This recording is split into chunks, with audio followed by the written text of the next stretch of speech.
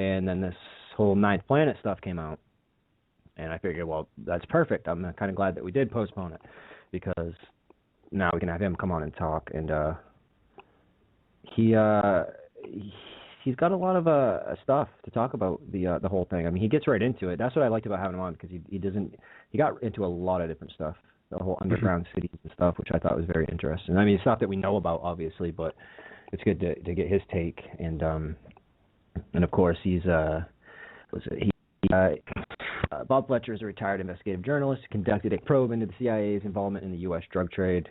His report was presented to several congressmen, including Sonny Bono, and since then turned his attention to the return of Planet X. So it's a pretty short, vague just bio. Well, I'm sure he's going to have a lot to say about this news recently. Yeah. I'm actually, I refrained from actually discussing it with him in the emails, because like I talk to a lot of people, like I talk to Dennis McKenna once in a while, about the and stuff like that, conversations through email and stuff like that, and I refrained from doing it with Bob, because I was like, well, no, I'll wait till he gets on the show. I don't want to. So what's the deal? I mean, with this Planet X, I mean, the deal. A lot of people I can't say a lot of people. Not too many people talk about this, but but the people who do talk about Planet X suspect that this could be some sort of conditioning. I think it could just be the government's way of putting a story out so they can just play stupid when it finally does pass us. So they can claim that they warned us. Yeah. Like. Hey, we warned you. Yeah. Right. We told you. And it's not going to work. People are going to be pissed the fuck off when it passes. That's when the governments of the world are going to collapse, I believe. I mean, that's what Zeta Talk claims as well. They claim that the government's going to try to pass martial law a few times, and they're going to fail, and the people are going to rise up against the government when this thing finally does pass, because they're going to realize, holy shit, the government was lying. And yeah. So people are stupid, but they're not going to be that stupid, No, well, I mean, not that forgiving. We hope not, anyway. Yeah. Well, if the Nancy leader is correct, and if she's actually channeling these Zeta Reticuli alien gray beings, then there's a good chance people won't forgive the government, which needs to happen. We need to fucking overthrow them. Don't forgive them for anything anyway. No. I mean, we're pretty naive and stupid, though. I mean, and you know what's crazy is you would think that most Nibiru people that believe in Planet X would also believe that the Earth is flat. It's not so bad, actually. It's not that large. It's kind of statistically equal to how many people are truthers. So maybe like 10% of the people believe the Earth's flat. That's not too bad. 10%. That's still big. That's 10% too much. Hey, well, yeah, of course it is, dude. It's horrible. But that's like. It seems to be the case with truthers. 10% of truthers, please. And if you're listening and you do believe the Earth is flat, I don't mean to offend. I'm not going to bash you. That's okay. You're free to believe that. I was interested first time I saw that. Like when I first ran into it, like to claim that there's a dome over the Earth. The Earth is like encapsulated in this big glass dome. I was more interested in the hollow Earth because I thought it was more reasonable, and it is. Oh, it is. Yeah, I think that's it's similar, but. Yeah. Yeah. The thing that really got me, I know I don't want to give this too much attention, but was the whole faking the going into space and all that stuff. Like that's when people start like, okay, like even as crazy as it sounds, like I know anything's possible, but the whole we haven't gone into space and all this stuff, like that's crap. I mean, we haven't gone into space, of course. I knew it. Right. Well, I mean, I guess I've been in space before, on some LSD or something. I definitely. It was. I definitely saw a nice big round Earth when I was floating above the planet. So. Yeah, you and me both. Yeah, the Earth is definitely round. There's no doubt about it. I mean, people are going to say, "Well, what proof?" There's a lot of proof, but we're not going to talk about that this episode because we're talking about Nibiru. And Nibiru, man, what's the deal? When's it going to happen? That's what we're going to ask. We're going to ask Bob. There's a lot of photos and video footage that appear to show Nibiru. Is it real, or are these photos just sundogs? A lot of them are sold. Right. And with this ninth planet, now they haven't actually seen that this is basically, they're basing this off just physics, right? They haven't seen it. They're just like, I guess he could probably explain it a little bit. I didn't actually get into it. I didn't actually even, I read that article and I shared it. I think I shared it on the website too, but I didn't get like too deep into it because like whatever. I'm just gonna wait. I'll wait till we get Bob on, and I'll let Bob. You know what's interesting about it is they found this research a while back, and all of a sudden, out of nowhere, it's trending. I remember reading it a few months ago. The claim was that they can't see it, they haven't discovered it yet. All they can behind the detect sun. It's behind the well, that's what the Nibiru people are saying, that it's next to the sun. But NASA is claiming that it's behind Pluto, and that we haven't seen it yet, but they're able to detect the magnetic force of it. And they're claiming that the magnetic force is so strong that this planet has to be 10 times larger than Earth. And that seems to be a lot of people claim that Nibiru is four times larger, but then Nemesis is the sun that travels with Nibiru. Yep. And I'm reading recently in these Nibiru groups that I often chat inside, and I'm reading that people are claiming that there are multiple suns traveling with us, and that there are multiple planets and moons. There's like almost a dozen objects, it seems, about a dozen objects. That's yeah, crazy. and like I mean, not crazy. Not crazy as in flat Earth crazy. That's just like, right. No, it's crazy. That'd be effing crazy if that thing by, because it would take up the whole sky, dude. It would look like a science fiction movie, you know. Absolutely. And the really cool thing when it does happen, and if it does happen in our lifetime, which I hope it doesn't happen in our lifetime, I don't want it to happen. You know, people it's happening. I do not want it to happen. That would be cataclysmic. Yeah. I mean, it's just this society sucks and everything, but I don't want us to like be destroyed. I don't want that would be. But dude, there's going to be some crazy plasma going on. Huge electrical plasma going from our planet to this Nibiru, because magnetic charges. It doesn't. We don't have to touch it. It just has to get. Oh no. Yeah. I mean, not even really close, but I mean, you figure. I mean, like that gets in. Yeah, man. That's. That's a great documentary recently. Something called I forget what it's called.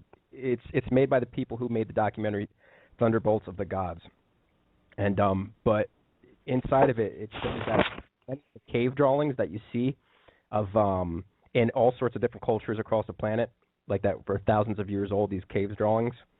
A lot of these weird, strange-looking beings that you see in these cave drawings. Yep.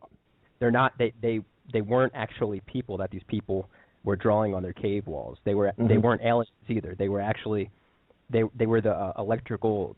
The emissions. What I just mentioned it. The coming from Nibiru to our planet, kind of like it's like a string of energy, plasma. Yeah. Going back and forth to the planet. And this thing is going to look crazy. And they were actually able to duplicate this plasma discharge in laboratories, and they record it on video. And the actual plasma that's going inside these laboratories that they film looks exactly like all the drawings on the wall. For instance, you know that the ancient drawing where you have the hand and the eyeball in the center of the hand? Yep. That's actually a plasma discharge that come from this large object. Yeah. And that's all right. And actually the hand itself is a mixture of plasma, and it's supposedly the planet Nibiru that in front of all these other planets. Okay. And this one documentary tries to claim that it's not Nibiru, that it's actually, what is it, Saturn, I believe? No, Jupiter. I'm sorry, Jupiter, Mars, and Venus. So this documentary claims that Jupiter, Mars, and Venus, it was either Saturn or Jupiter, I think it was Jupiter, actually left their orbits at one time and were much closer and caused all sorts of destruction on the planet, which, as far as I'm concerned, is physically impossible. Something would have had to cause these planets to leave their orbit, and that, to me, is physically impossible. Yeah, well, that's a good point. The idea of there being an extra planet that has an elliptical orbit that travels around, and some people claim that it's not an elliptical orbit. It actually crosses over, so it's kind of like a big figure 8, and it goes both sides way outside the solar system. You know what I mean? Like it's like a figure 8, and we're in the center of that figure 8, Yep. Which means that it's not going to pass us twice, it's just going to pass us by once. So it's not going to have to enter the solar system, pass us, and then pass us again as it's leaving. It's actually just going to sneak up on us from the opposite side of the sun. And that's crazy. Wow.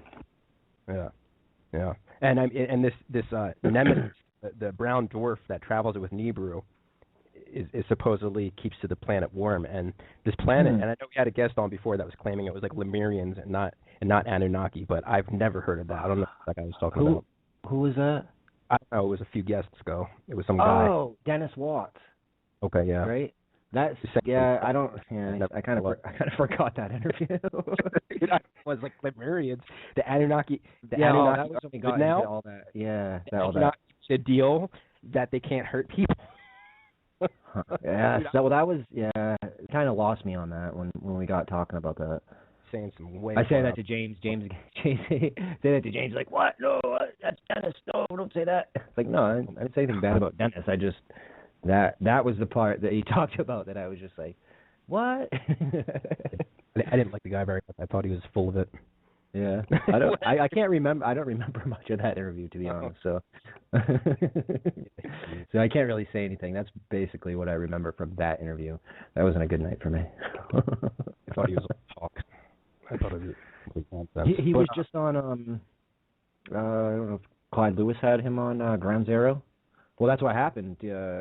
James sent his contact or whatever to Clyde. And I guess Clyde had him on not too long ago. I don't know if it was Coast to Coast. I don't. Did you tag me in something about Coast to Coast the other day? Was that you? I don't think so. Maybe I did something. No, something about. Somebody did. Someone tagged me. I don't know if they were just because they know I listen to it at night or. Look, I listen. Coast to Coast is nothing like it used to be, and I listen to it at night. Like I tell everyone, I listen to it to go to sleep. But it gives me like, because I hear things while I'm sleeping and dreaming, it's getting in my dreams. So when they talk about like the crazy stuff, it's like I start dreaming what they're talking about on this show. I love it. And that happened to me last night. I gotta share this before Bob comes on. It's kind of funny. I don't know if this had anything to do with what they had going on or whatever on the show. It might have just been completely irrelevant. I might have just had a weird ass dream, but. I watched that. There's a show on Fox. It's comedy. It's like that Cooper Barrett show. It's on Sunday nights, like with Family Guy and everything. And it's got this girl on it. And I had her name. I posted. I don't know. I posted about her earlier because I had that dream. And anyway, she was in my dream, and I was hanging out with her. And like I was at a bar, and like there were people there, and they were like famous people, but. I don't know who they were. Like now, like in my dream they were famous, but I don't think they really were. You know what I mean? And then I just skipped to another dream, and like I was somewhere in this town, and I stole this car, and I just remember driving around. It was like a really nice. It was like a sports car. Like I was like It looked in my dream. It looked like something like a Mustang or something, stick shift, and I was like driving around, and then all of a sudden Joe Rogan's in my car. Sitting in the passenger seat, too. So I got Joe Rogan like riding passenger, dude. I'm just driving around. And, like, all these different people just keep showing up in my dream. And then, like, I murdered someone in my dream. I went to this camp. And so I went to this camp, and I apparently murdered people in my dream. Well, that's when I think they were talking about somebody killing someone on the radio. So it went into my head. And then apparently I was killing people in my dream last night. But anyway, I had to share that because I have some weird dreams, man. Yeah, me too, but not that often that I kill anybody. I don't think I really ever killed anybody in my dream. I think that might have been the first time I killed someone in my dream. Actually, no. There was this one kid that tried to kill me in my dream, and I killed him. He like tried pushing me over a balcony, and I moved, and he fell off. You ever had those dreams where you're trying to punch somebody and you're really slow? It's like you're like it's slow motion. It's like I don't know. I've had that. Like in a dream, you're trying to fight someone, but you can't do it. Like you're not moving and you're moving in slow motion. I don't know. I've had that happen so many times. I guess I have violent dreams, don't I? Yeah. Like killing people, beating people up. UFC crap.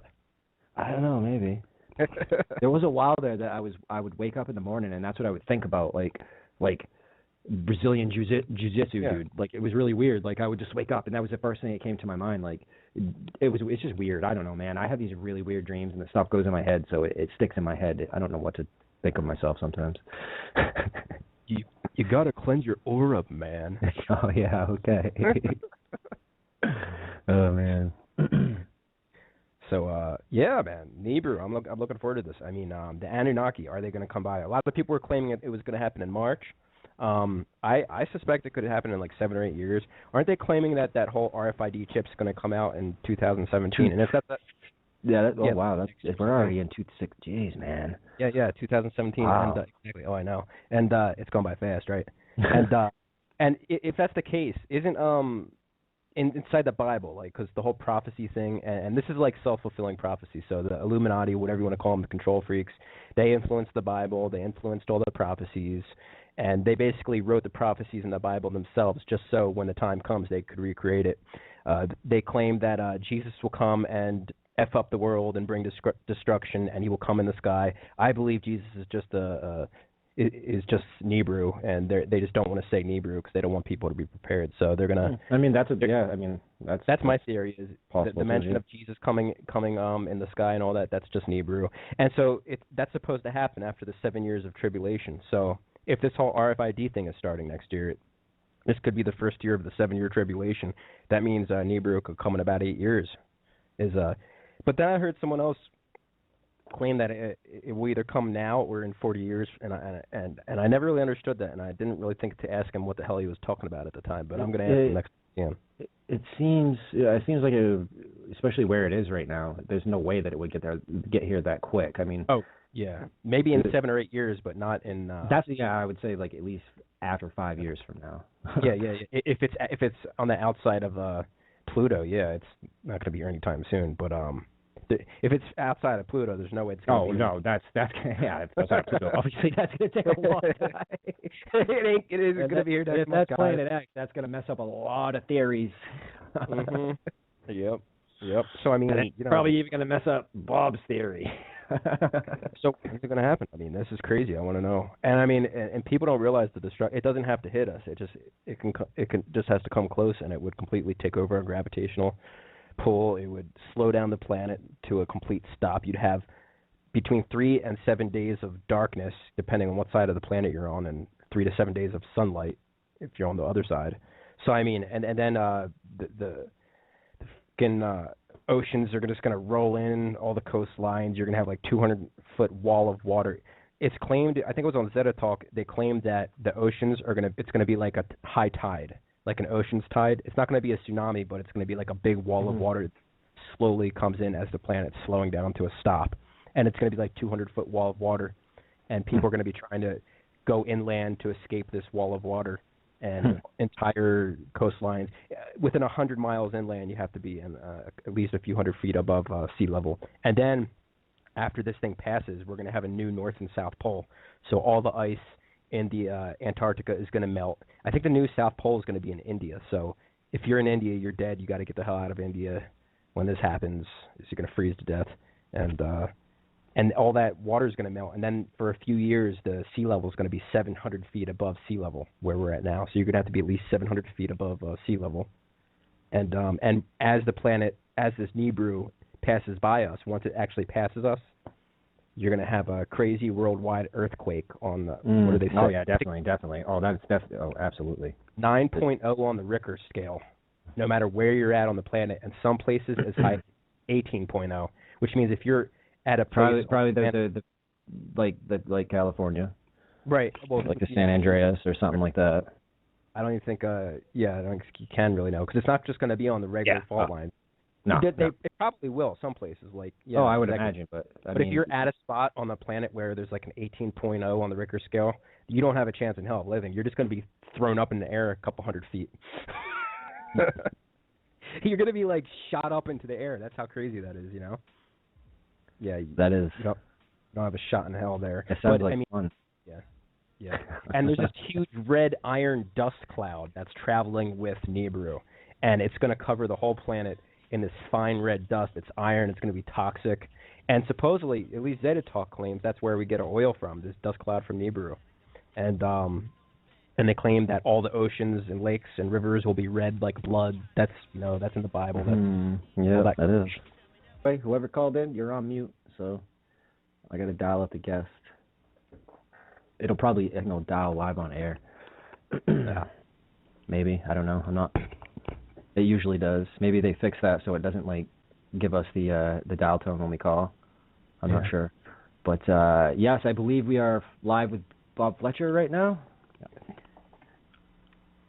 You with us, Bob? No.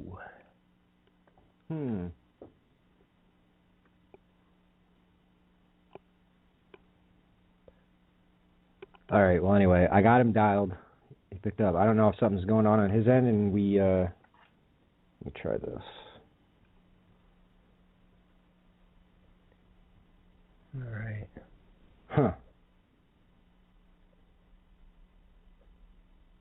What is the deal? I don't know. I've never had this issue. It dialed out, so he's connected right now. He can probably hear us talking, but we can't hear him. Mr. Bob Fletcher, I believe your microphone might... Is he using Skype? Yeah, you would have to use No, it's a home phone, actually, so it really shouldn't be that. I know. Yeah, it shouldn't be any problems whatsoever, sure. Not any problems. All right, let's get this other connection I want going. to hear Mr. Fletcher. That's interesting. I've got to get his take on this recent news. I'm trying here. That's what kind of sucks about having to run the show and host the show and try to do all this at once, dude. I think that's him. Oh, that's okay, Michael. No, we got Michael. What is disappointment? Michael's my friend too. Michael's the restricted call that I answered. I would rather have you been Bob Fletcher, though. Yeah. Well, we still have Bob connected. We just can't hear him. Are you able to message him on Facebook or something? I sent him an email and let him know that I was connecting to him. You need to do better than email. That's the only contact I have. You want to hang up and try calling him again? Yeah, I think I'll try that. It's weird. Okay. How you doing, Michael? How was work? Another day, man. Yeah. That's all I can say. All right. Yeah, I know I got the number right because I copied and pasted it. So he's probably he's trying to talk to us and. Oh, I hope not. All right. So landline. Yeah, I got it. Same. Yeah, I got the number right.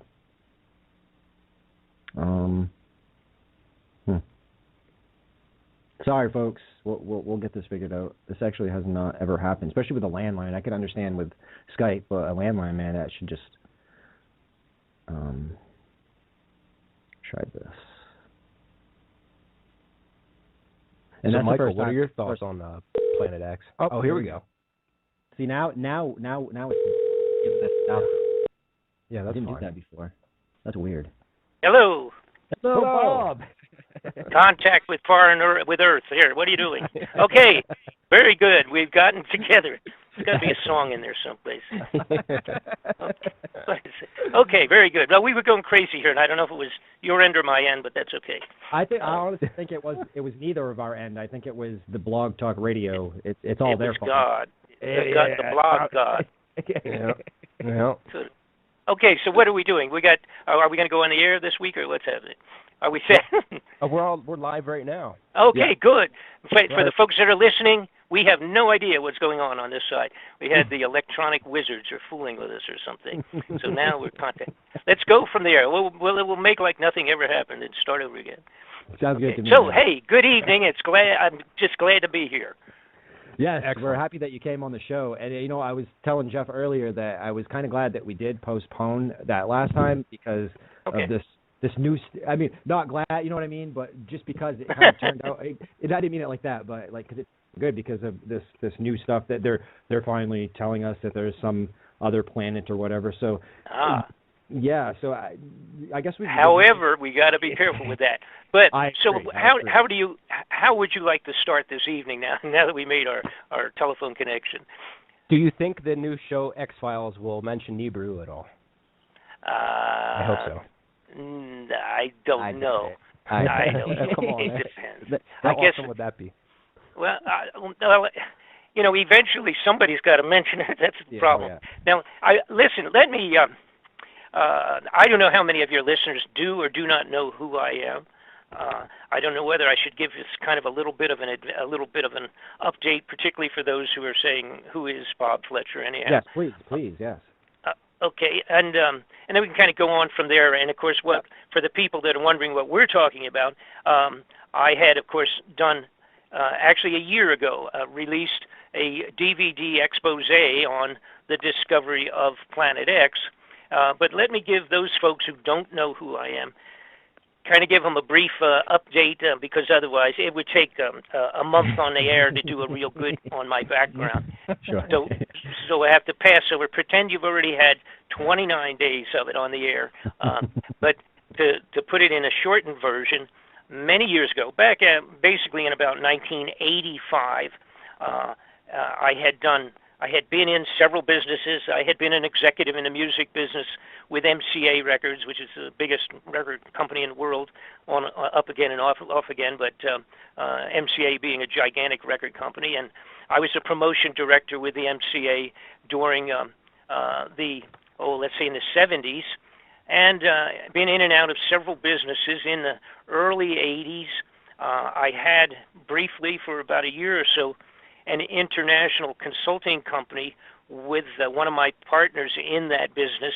Literally was the consulate general or the attaché in Washington, D.C. to from the country of Liberia.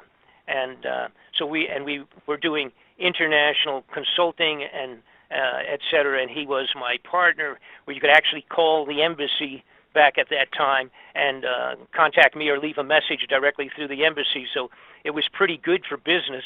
There's nothing better than having on your business card the alternate phone number to my office was the embassy in Washington, D.C., which most countries would not do that, but in this case, he had been there for like 15 years, so he didn't care. There was nobody. The president, the seated president in Liberia was his boss, so he had fairly high up. But the reason I mention that is my next step was in my life was a toy company.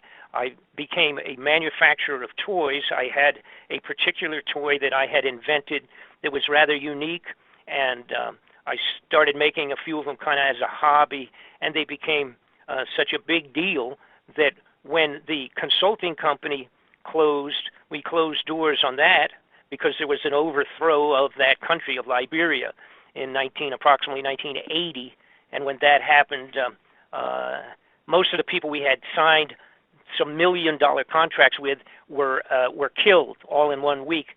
So that's the way they do the change of presidency over there. So anyhow, I can look back at kind of on a humorous point at this point in time, but it's kind of terminated most of our contracts. So I went into the toy business, manufacturing toys, and which is as far away from political mainstream or political corruption as you could possibly be by manufacturing toys. And I had a couple of retail operations in amusement parks and things of that sort. And of course, had not up to that point been very politically oriented, because the average guy, which I put myself in that, well, maybe I'm never average, but pretty much in that category, I just was not, I didn't care what went on in Washington, because I always kind of assumed in reality it didn't have a real good connection to my personal life, like most of us. And so I was looking to expand the toy company. We were doing very well, and I wanted to go on television with the toy, because with that kind of a product, we would have sold, like 10 million of them in a couple of months on television. That's the kind of toy it was, a demonstration kind of a thing. So I ran across a company. A fellow had a company, actually had about 6 companies, and he had a lot of money. I met him in New York City in a marketing company, a marketing convention for miscellaneous products, a gigantic show, 35,000 participants in this particular marketing show, which is once a year in near Madison Square Garden. It's really a big thing. So I ran into this fella, and he jotted down on his business card, and he handed it to me, and he just said, "I'm interested in a large number of toys that you manufacture. Contact me when you get back to Atlanta." So I just took the card and put it aside, because when you're doing those shows, you get 1,000 people like that just come by and say, "Call me when get back, and I'll buy $1 million worth of junk from you."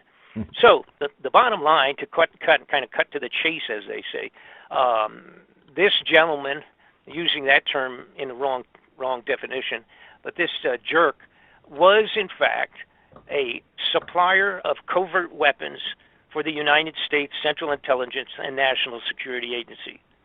He and his business partners, who were the major generals that had run the entire Vietnam War, and that's who this guy was. He was a covert arms supplier, and I ended up merging with him, not knowing that, of course. That was not part of my deal. I didn't know anything about that crazy stuff, and I became plopped and dropped right into the middle of James Bond kind of a situation where this guy wanted me to use my toy company as a covert front to travel in and out of a variety of nations, different countries, where the Central Intelligence and the National Security Agencies were doing wars. And at that time, it was the Iran-Contra war situation down in Nicaragua, and they were moving into West Africa. See, and that's where that company that I had with the Liberian and contracts with Liberia, that's how that came into play, because somehow apparently he had found out about that. And his offices were right next door to my offices in Atlanta. So how that came about exactly, I never found out. But that was the bottom line, was that he came and finally said, when I asked him, because I was meeting major generals, these big, very heavy-duty four-star generals coming in and out of my toy company, which is a little unique, and these people were speaking in foreign languages, and they were selling, supplying the Hellfire missiles out of my toy factory in Atlanta, Georgia. Now, I don't mean that we never physically had missiles on the floor in the toy company, but nonetheless, the operations, the meetings, and the sales, and all of that, the agreements and contracts were all going through the company right there. Oh, so wow. It's kind of mind-boggling. And again, it's a wonderful story, the whole story of that, and how I ended up getting into chasing corrupted people in government. That was the root of the entire thing. Because what happened was, of course, I had already contracted with him. I merged my company, moved it in under his roof, and then a few months later was when I found out the bottom line of what was going on. And of course, he wanted me, he said, get your passport in order, because in a week or two, I want you to get out of here. You've got to go to, I think it was Angola, on another, West African nation, and to put together some contractual agreements and stuff like that. So, and of course, I said, he said, you'll make more money than the president. He said, and you never have to pay taxes again, or any of that stuff. We just don't bother with it, and so I just said, no, I'm not going to do that. I said, I'm going to get killed if I do that. What? This is crazy. What are you talking about? I'm not a Central Intelligence agent. I've never even been anything in that category or close to it. I wouldn't know what I was doing. I guess I could do it. It's just functioning as an informational courier between the United States government, these guys, and by the way, these people were. When I confronted him and I said, what is it that's going on here? I said, what's with the military guys and the generals and the telephone calls, foreign languages, and faxes coming in? At that time, that we didn't have email. It was just a fax machine. We had coded messages coming in about the delivery of potatoes and things of that sort, which were actually weapons and not potatoes, but I didn't know anything about that kind of stuff. Right. So I backed off, and then when I started pursuing, I had a good friend, had been a lawyer for many years, had been a family friend, and I got with her right away, and I said, hey, you know that great deal that I got into a couple months ago? I said, it's not so great, and I said, I need to get some money back. They took my whole company. I mean, I had this, $1 million company that was now gone. So I was making 40, 50,000, whatever it was, coming through our just the toy stores in the Six Flags amusement park. So the bottom line was, when we started moving forward with the potential of doing a simple legal action, a fraudulent contract, and they had plenty of money. They should have just paid me my money back and been done with it. But instead, they told me to take a hike, and they said, basically, this fella, and his name was Gary Best, he put his hand into his pocket wearing his dress suit, suit jacket on, put his hand into his pocket, pulled it back out in the shape of with his fingers in the shape of a gun, aimed it towards my forehead, and said if I talked to anybody and went any farther with this, and then he just made like he was pulling the trigger and said bang, So these guys were who they were. They had run Air America. If you ever saw the movie that was done, it was so popular, called Air America, about the drug smuggling out of Vietnam. These guys ran it. They were Air America. Okay, that's who they were. Wow. They were assassins.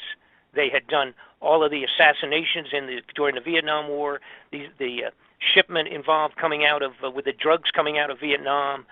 They were actually putting them in the carcasses of our dead soldiers, opening them up and smuggling the drug in their bodies. Damn. That's how low life these people were.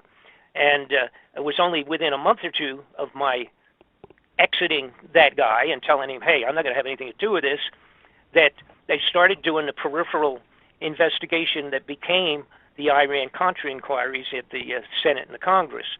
And this was 1987. I was involved in 85, 86, around that period of time. So when I saw that, I was very angry because I had lost my whole business. I lost all, everything, and was unable to go anyplace because when we started moving forward legally, I received notification that my toy factory was classified secret, and those people involved with myself, of course, are referring to their own people, these operatives, that those people were all classified as being secret. We couldn't go to court, and the judges, the courts would not hear it because it was all classified.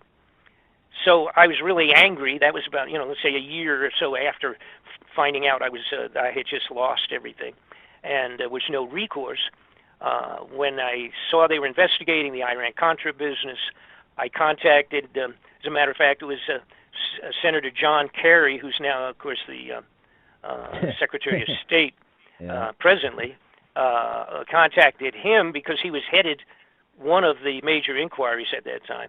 And I simply said, I'm going to give you a couple of names on the telephone. If, in fact, these people are who I think they are, you tell me, and we'll go from there. And if it doesn't mean anything to you, then we'll just forget about it. And I, of course, told him the people that were involved. And he said, you're right in the middle of it. Can you come to Washington? So I did, went on up to Washington with my lawyer friend. And that started it. 1987, started myself. I became an interviewed witness in the Iran-Contra inquiries.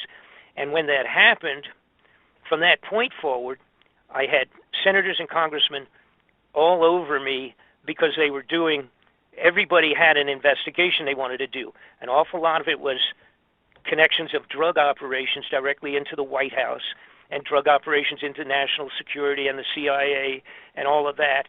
So all of those guys, they have their own little agenda to pursue who they would like to.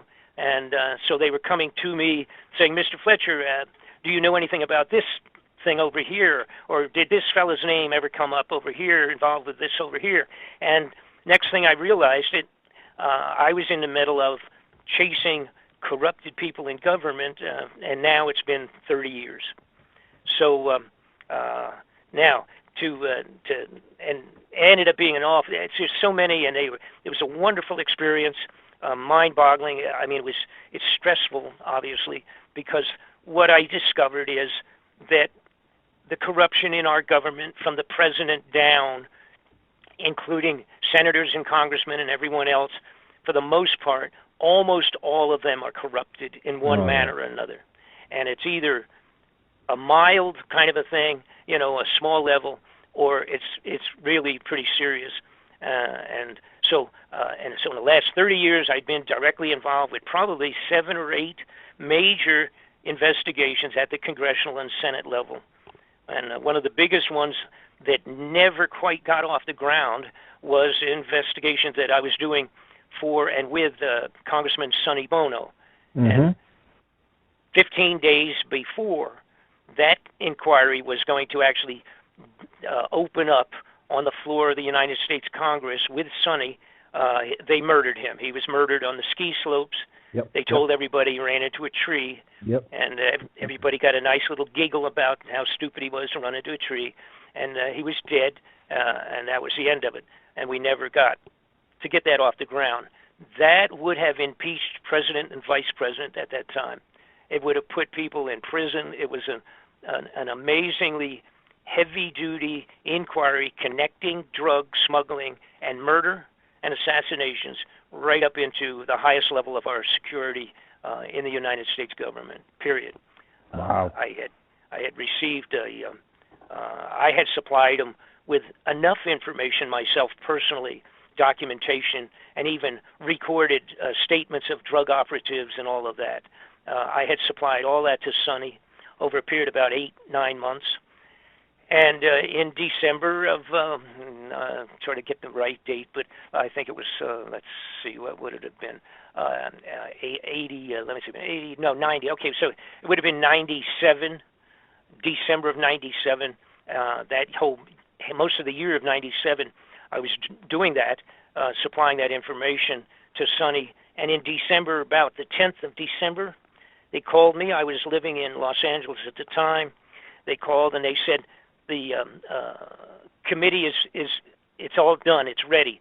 We're going to have subpoena powers to carry out this investigation and on the floor of the Congress. Can you plan in January to get into Washington? And we actually going to have subpoena powers.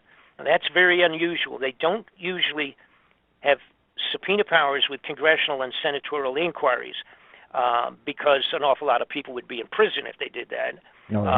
Because the reality is the Senate and the Congress in their inquiries are completely fraudulent. You could say 99% of it. Completely bogus, fraudulent junk. They do it to feed the public the concept or the idea that they're trying to do something and make things better and arrest people, and that never happens. It's all junk, including every major inquiry that I've ever seen in the last 30 years.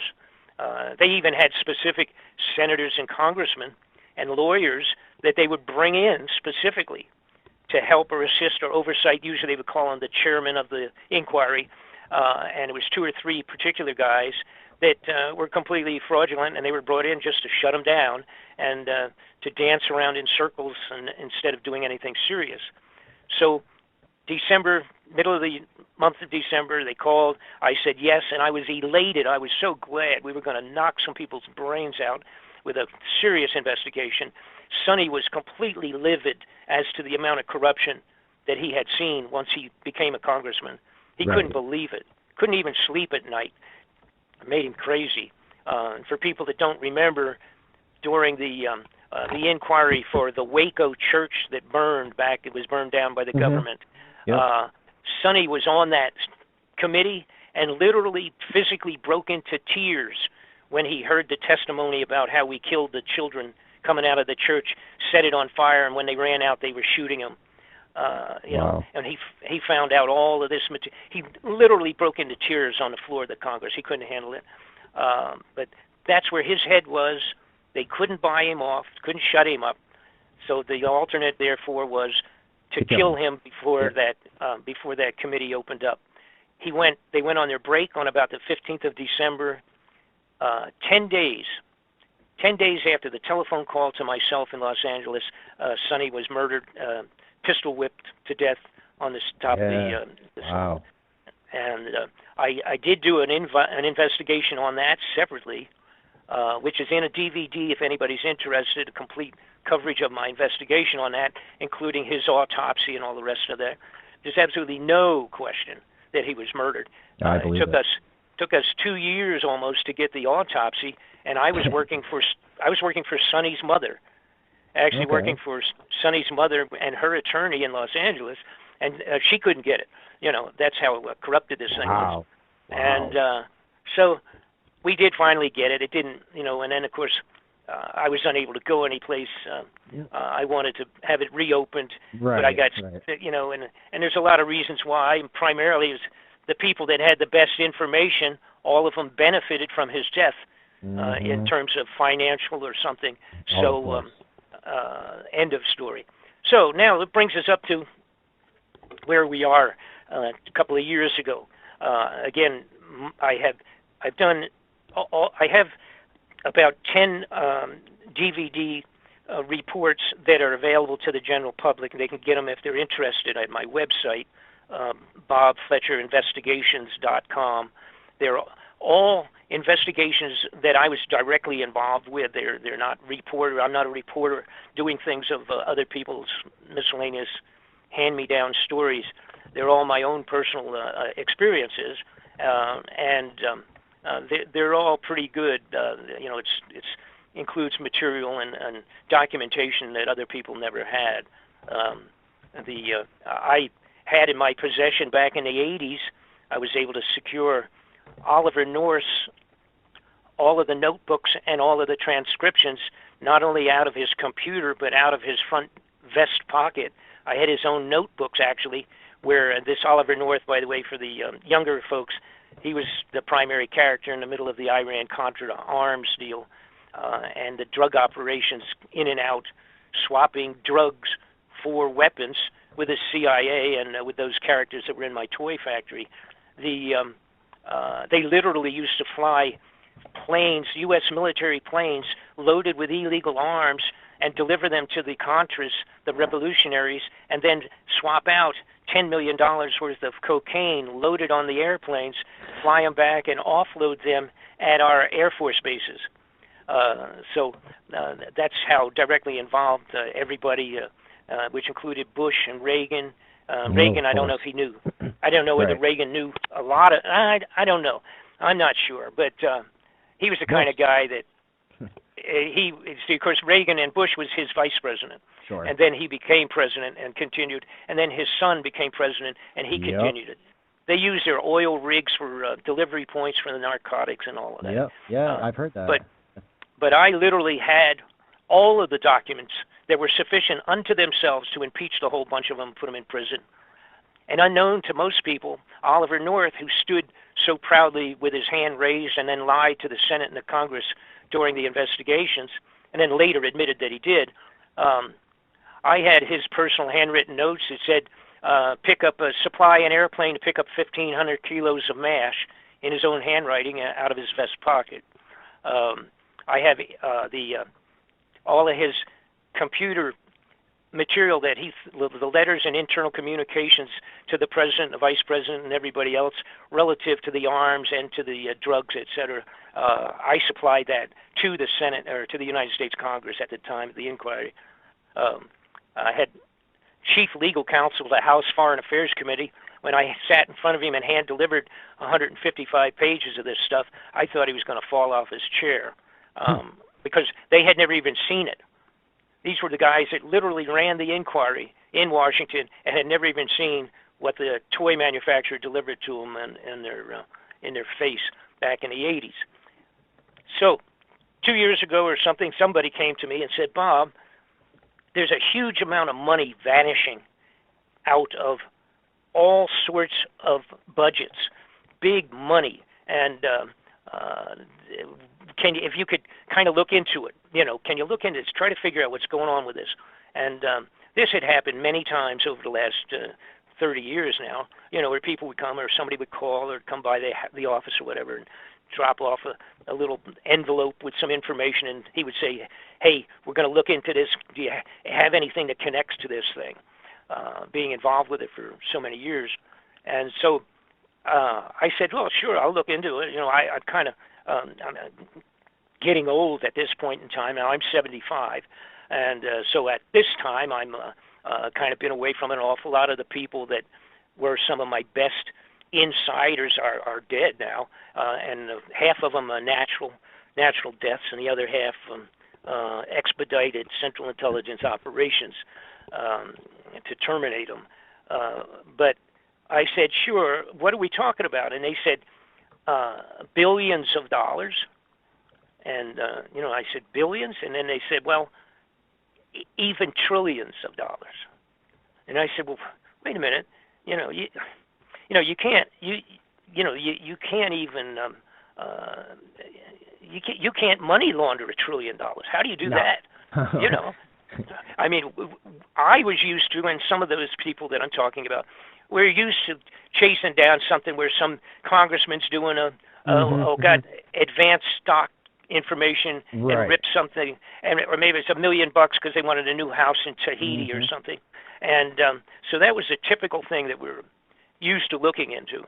But I said, wow, what are we talking about? So I got the necessary basic information to start looking into it. And this is like 2.5 years ago now. And one thing led to another. And the bottom line, I found out to my surprise and literally shocked to find out that there were $1 trillion at a time vanishing from the budgets. And you have to get a handle on this. We have a handful of budgets. You had the legitimate budgeting for government operations, which are supposedly agreed upon by the Congress and the Senate. They never read that stuff. Sometimes you're talking about a 4,000-page budgeting layout for, So any time a congressman said, I went over all of it, before I voted, that's baloney. I mean, it's almost, it's laughable, and it is ridiculous. It is. They say, oh, we carefully went over it, get out of here. That's a joke. So, but you have the budget that theoretically is there year in and year out, and they vote on it and change it and update it and all that, and usually try to put little things into it where they ripped off a couple million to go into their district so they can get elected again next year to build a library for blind people or something like that. Some of the projects that they do are absolutely ridiculous, like investigating why rats and mice can't see good on a foggy afternoon or something like that. You can't imagine the money that goes into different districts under a congressional person's name or a senator's name in their area for stupid, moronic, unbelievable things. $1 million here, $2 million here, $3 million there. And then if you look closely at it, you'll find out his cousin is a guy that's running some company someplace, and he needed a $10 million financial assistance, and that's what it amounts to being. Stuff like that. All right, but that's not a big deal. But what was going on was they had black budgets that are interesting. Yeah, well, what's interesting is, first you have regular standard budgets, okay, and they steal out of that. That's pretty easy. Then they have black budgets that, in the most case, a lot of congressmen and senators are not cleared for secret at all, or top secret. That's for sure. They're just not cleared to even see it, so they don't even know what they're saying okay to.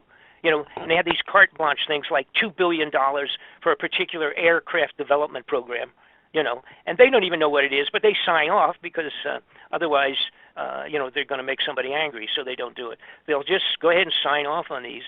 And we have to remember, too, that what I just said, that is that the senators and congressmen, very few of them are at the top secret cleared level, period. End of story. So that they don't know.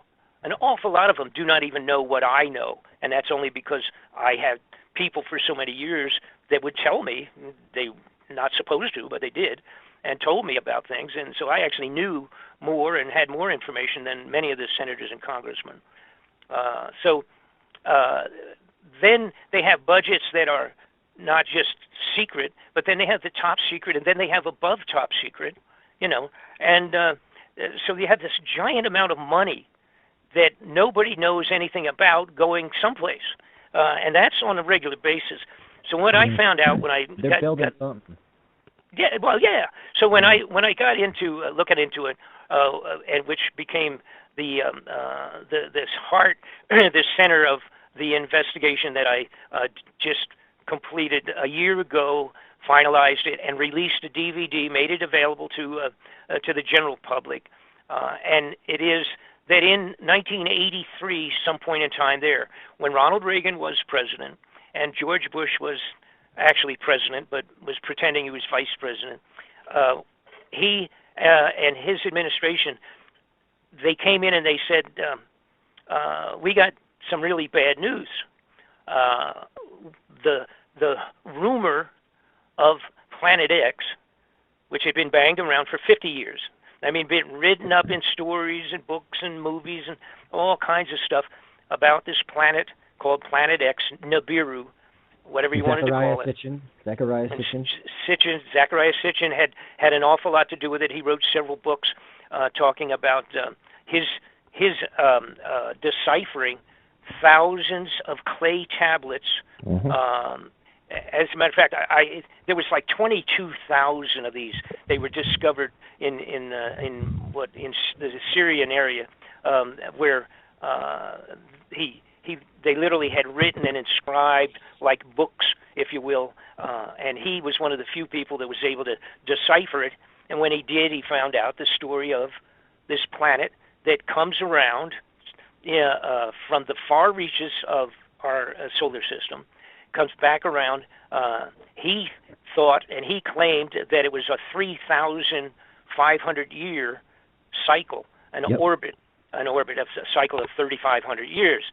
Now, there's a big dispute about that between people that have been studying this for their lifetime. I was not into it for my lifetime, but and there is a push and a pull between groups that it may actually be 350 and not 3,500. Right, I've heard that too. Yep. Right, and the point of that is, and by the way, I'm getting ahead of myself a little bit here, but for the people that don't know anything I'm talking about, I love the Earth Chronicles. so this planet, anyhow, comes around in a huge orbit. It's similar to Halley's Comet. Halley's Comet, which everybody knows about, comes around every 75 years. Now that you can set your calendar and give or take a day or two, 75 years, Halley's Comet will be back around again. And it comes around, goes around the sun, and circles back off into, again, in that case, it's a 75-year orbit. And this one, the Nibiru Planet X, had been written up to being and analyzed and calculated, et cetera, by many people, to be on a 3,500. Now, it may be a 350 year, all right? And if it was a 350 year, that meant physically that it would have actually passed around the sun and back out 10 times during a 3,500 year period. So, and since 350 years ago, right now, we still, we don't have real good records. There were no films or news reporters. Well, that's maybe a good thing. But either one of them could be right, is what I'm saying. And the idea was that a 3,500 year, it's just a matter of adding a zero during translations. So if you're doing translation with information from antiquity of ancient history, going back to the time of the Bible even, the point is that they did not use zeros. The manner by writing it down would have been something like 10-fold less 60 or something of that sort. They weren't using zeros in their regular writing down of numbers. So this very easily can be an error of whether it's 3,000 or it's 300. So that's so you understand where that came from. They call that a shar, right? Every 3,600 or 3,500 years is a shar. But here's the point. It could have been coming every 350, and we don't have any better reason to know that that's negative or positive. All right, so we don't know which one's right. From the 12th planet, it's 3,500, and I liked how Zacharias Sitchin, he said that life on another planet would be timed to that planet. So the life that was living there, 3,500 years for us would be 1 year to them. Mm-hmm. Well, see, and that's a different thing too. I mean, so that's another whole separate thing. But it can actually simply be the fact that during the period of time that he was writing about, the zero was not a simple circular figure on numbers, and that it wasn't brought in, I don't think, until the time of the Roman Empire or something in that period of time. You see, when they started using zeros, and so the mistake is very easy. So we'll move past that. The bottom line for us, and let me get back to Reagan Bush.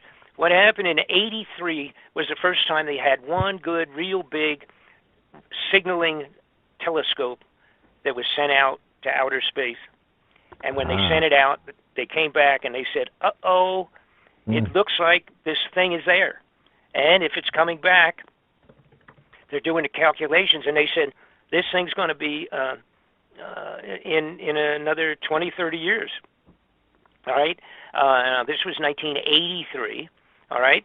So anyhow, they did the calculations, et cetera, and they said, we are in serious jeopardy, because if this is going to do what all the old studies, including the Bible and a multitude of scriptural writings, including the ancient Chinese and the ancient Tibetans, the monks on the hills on the top of Tibet, and all these cave writings on the walls and all the rest of the stuff that people have studied for so many years, and a couple of people have done a great job, like a Mr. Gil Broussard had done a tremendous amount of studies on this, and even went to China, was living in China for a while, studying the Chinese writings out of the libraries and things of that sort, where they actually, 1,000 years ago or sometime, it was written down, in black and white, the entire travels of this thing coming into the sky and flying across, and they called it a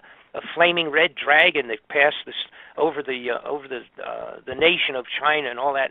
So they had all these writings, and it's in the Bible like crazy, and it's called the wormwood, and et cetera. It's in the biblical revelations, describes exactly the events that were described when this came around back in biblical times.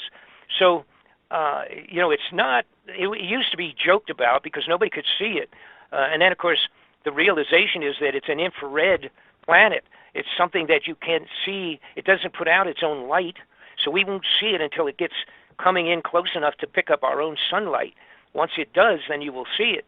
But what I discovered from doing, again, my investigations, and I was, the idea, and again, I was looking for the money. Remember that, okay? I was looking for, where does the big money go? What was it that all of a sudden in the 80s changed all kinds of budgets?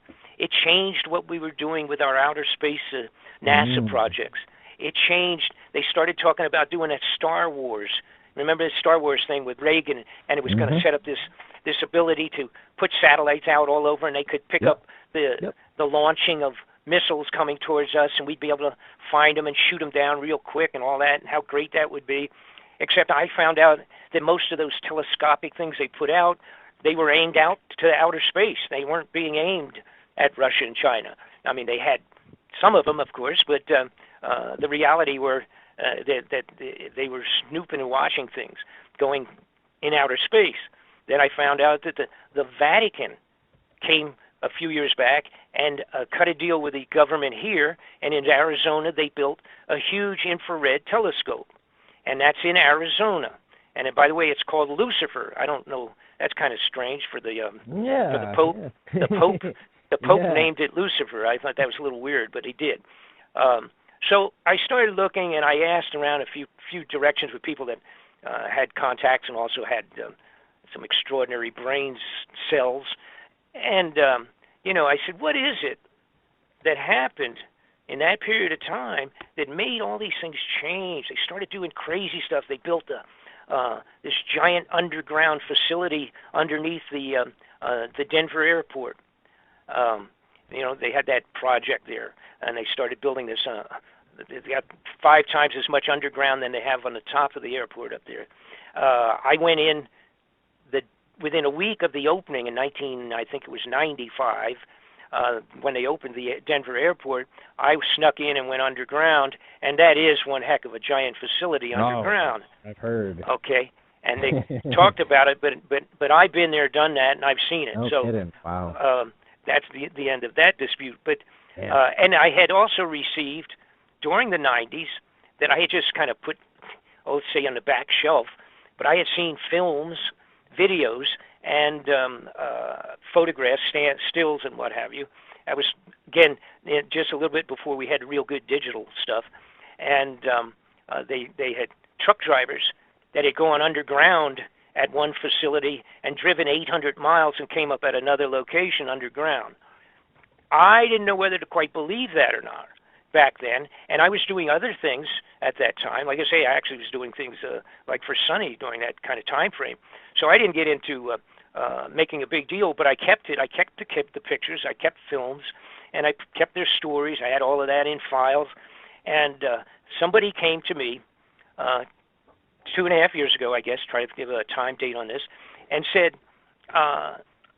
whatever it is that's bothering them, bothering the crooks out of government, instead of just stealing a few million for their next summer vacation home, the money's disappearing. But have you realized about do you know about all the underground facilities? And it was some military guy that had seen some of them, and I said, well, I was kind of like, I was aware of it, but I don't. Are you talking a lot, or what do you, because I didn't think there was that big of a deal, because in reality, before '83, there wasn't. There was a few of them, underground, and most of them were legitimate, like the NORAD facilities for keeping track of missiles and possible invasions and what have you. So I said, okay, is there really big numbers of these, or what are we talking about? And so he handed me information relative to the bottom line is we have built 103 of these in the United States. There's that many of them underground. They literally are gigantic hideout survival facilities for the elite upper crust of the United States of America. We're talking locations that can hold 10,000 people. We're talking locations that have high-speed monorail magnetic maglev trains that go 400 miles an hour underground, and they go from one location to another. I have live footage of a few of the facilities that had been handed off to me that shows 18-wheelers side by side and passing at intersections under the ground in these locations. They have some of the facilities have extra amount of capability of growing foods underground, complete vegetation growth of necessities. They had, then I found out, I have paperwork related to it, I found out that in fact they had been for the last 5 years buying freeze-dried foods and survival foods by the millions and millions and putting them into the underground facilities. And with a time frame to have most of it done by 2012, 2014, the delivery of the foods.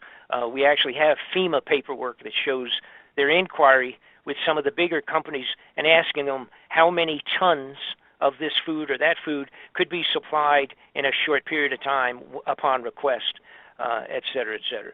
For the last 5 years, there has been a shortage of survival foods to go into the regular retail outlets above ground for the public consumers. They have had a shortage. The big companies have not even been able to get the orders that they wanted, such as Walmart, not being able to get as much to sell to their people in their stores because the government had taken all of the advanced contract for delivery on the freeze-dried survival foods. So that's what they had been, where all the money had been disappearing.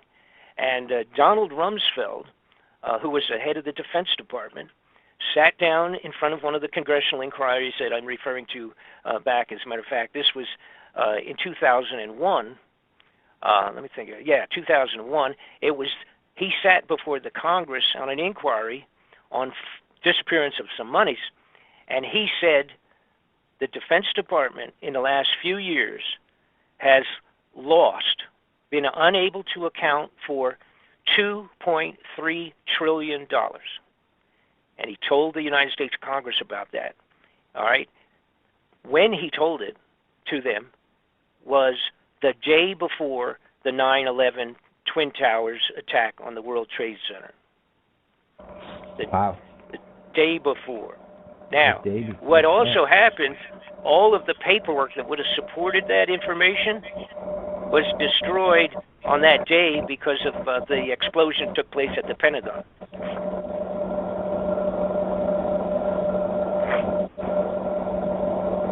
You still have me on picking up Mars. Is that your fan, Jeff? Anyway. Okay. Anyhow, so as long as we're still going. So the bottom line was, here's Donald Rumsfeld, the head of the Defense Department, admitting, of course, he's part of the program. He's a bad guy. He's a bandit, and that's the end of the story. Absolutely. I mean, I can go into stuff that people don't know about him and have your hair fall out. Now, so you had 2.3 trillion with a T, folks, disappeared. Then we had the lady that was in charge of overseeing the Federal Reserve. Theoretically, she's supposedly the auditor, so to speak, or part of that thing. There is no such thing as an audit of the Federal Reserve because the Senate and the Congress are not permitted to look or even ask for it. So when some senators and congressmen had requested to do an audit to find out from the Federal Reserve if, in fact, there is any gold still in Fort Knox, he was told by the Federal Reserve to go away and stop bothering them because they are not part of the U.S. government. It's an the Federal Reserve is a gathering of banks, an association of banks with a couple of people at the head, and the Congress and the Senate are not legally allowed to require an audit of the Federal Reserve ever, okay? And that's legitimate. That's the way they set it up. And the Federal Reserve, for example, Ron Paul, who came forward a couple years ago, 2008, wanted to have an audit on the gold. They told him to go away, get out of his office, and don't bother him. End of story. So the Senate and the Congress cannot get an audit of the Federal Reserve. All of the gold formerly in Fort Knox is now gone. The bulk of it, probably, and I can't give a good percentage, but it's either like half of it has been put into creating these hideout underground facilities, and the other half is still in bullion cubes hidden away in one or two of the underground facilities. The gold is gone. When Germany and a couple of other countries in 2008 came forward because they needed their gold. See, many foreign nations, almost every one. I remember that, yeah.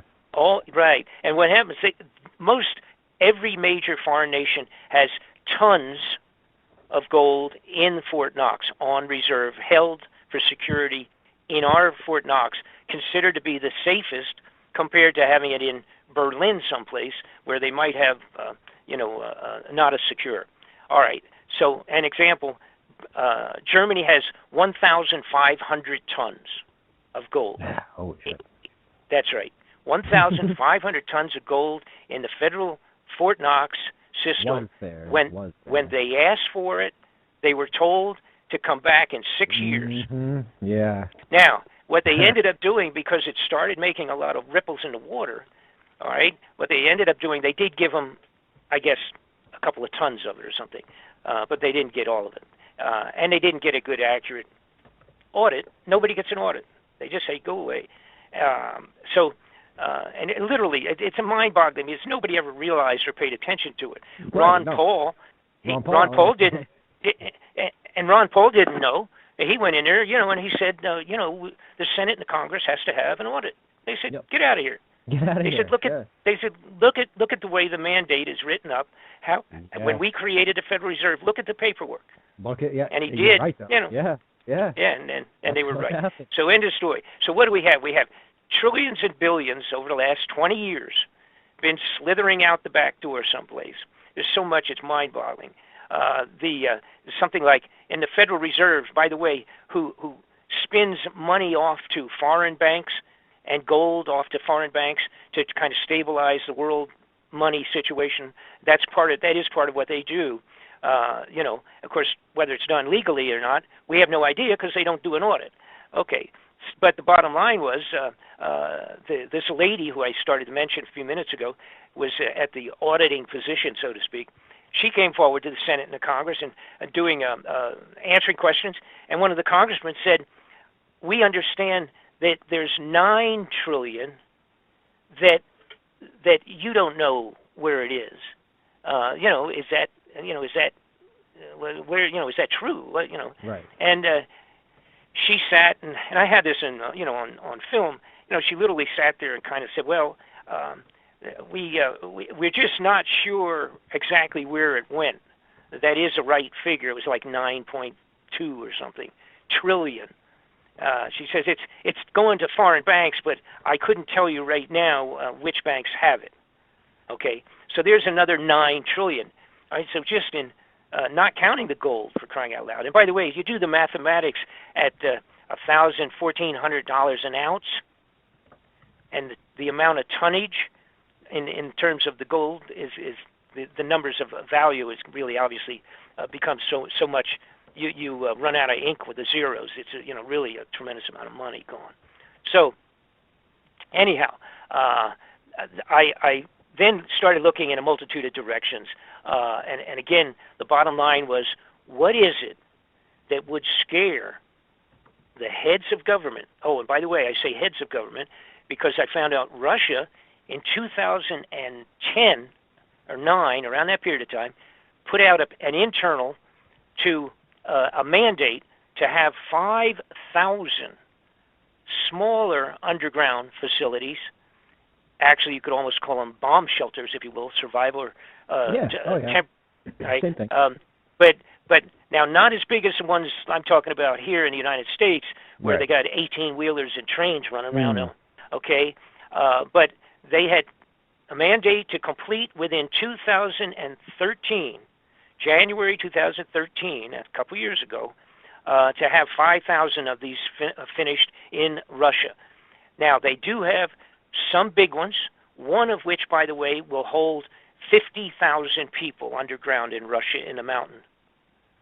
All right, that's bigger probably. I think the biggest one we have is probably maybe pushing it to 20,000, but there's a couple of them that could handle 10,000 underground. But they have one that'll hold 50 to 60,000 people, and then several other smaller ones. The smaller ones literally are pretty much for not the elite. In other words, it's a secondary thing, maybe for the lucky upper crust, that to save some of the general public, but they're not really big, et cetera, et cetera.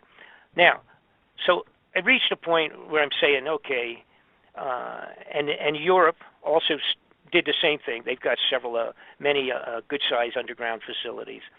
So the next question is, what's going on? Why was it that all the thieves up in the Congress and the Senate, and et cetera, in the military, upper crust, why did they all of a sudden stop lining their pockets directly and worry about underground? Why would they go underground? And so that's where we linked and put together the obvious, which was that the Nibiru Planet X is heading back. And that was, in fact, the reason for going underground. Now, at the same time, all along, going back to the 90, 95, and that period of time, was when the government was started supplying the sheriff's department and all of the different military sheriffs and police stations, et cetera, around with military equipment, grenade launchers, armored vehicles, water tanks, machine guns, tanks, bullets, weapons of all sorts and everything. They started putting these out to police stations and sheriff departments, et cetera, et cetera. Okay, and everybody said, well, what's going on with that? What's the connection to that? And the connection is this. And by the way, also when I checked into the Vatican, they're completely up to speed on this. That was why they put in the big infrared telescope in Arizona called Lucifer. The reason they put that in and everything, it's all part of and parcel to this whole thing of keeping an eye on it. And they have been aware of it for many, many years and still are, and participating at the highest level of keeping this thing quiet. Now, here's the problem. And because a lot of people say, well, when are they going to tell us? When can we, first off, they say, when can we see it? Next one is, when's it coming? When do we expect it to be coming back in real time? And when are they going to tell us what's going to happen? This is bad. We're not going to know about it. Well, the truth is, no, you are not going to know about it.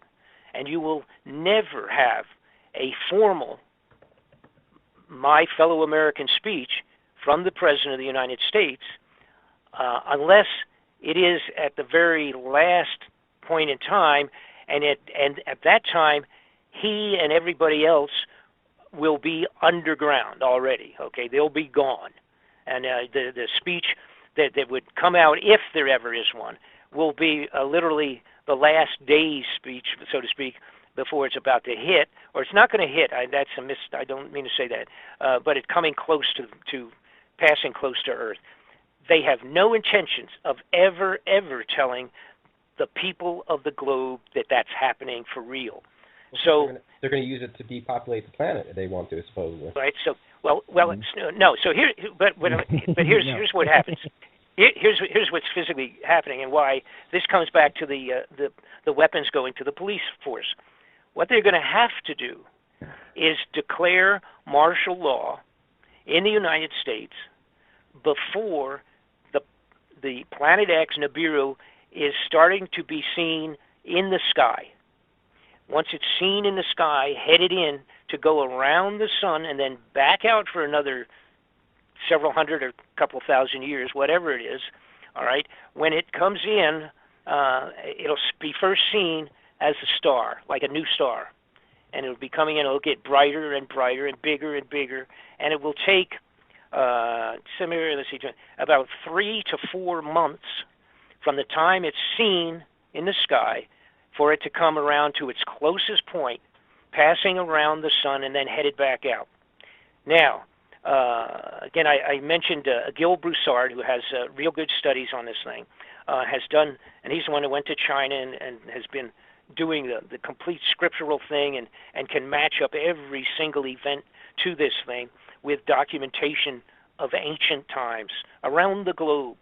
So this is not just a handful of idiots someplace coming up with a funny story. All right.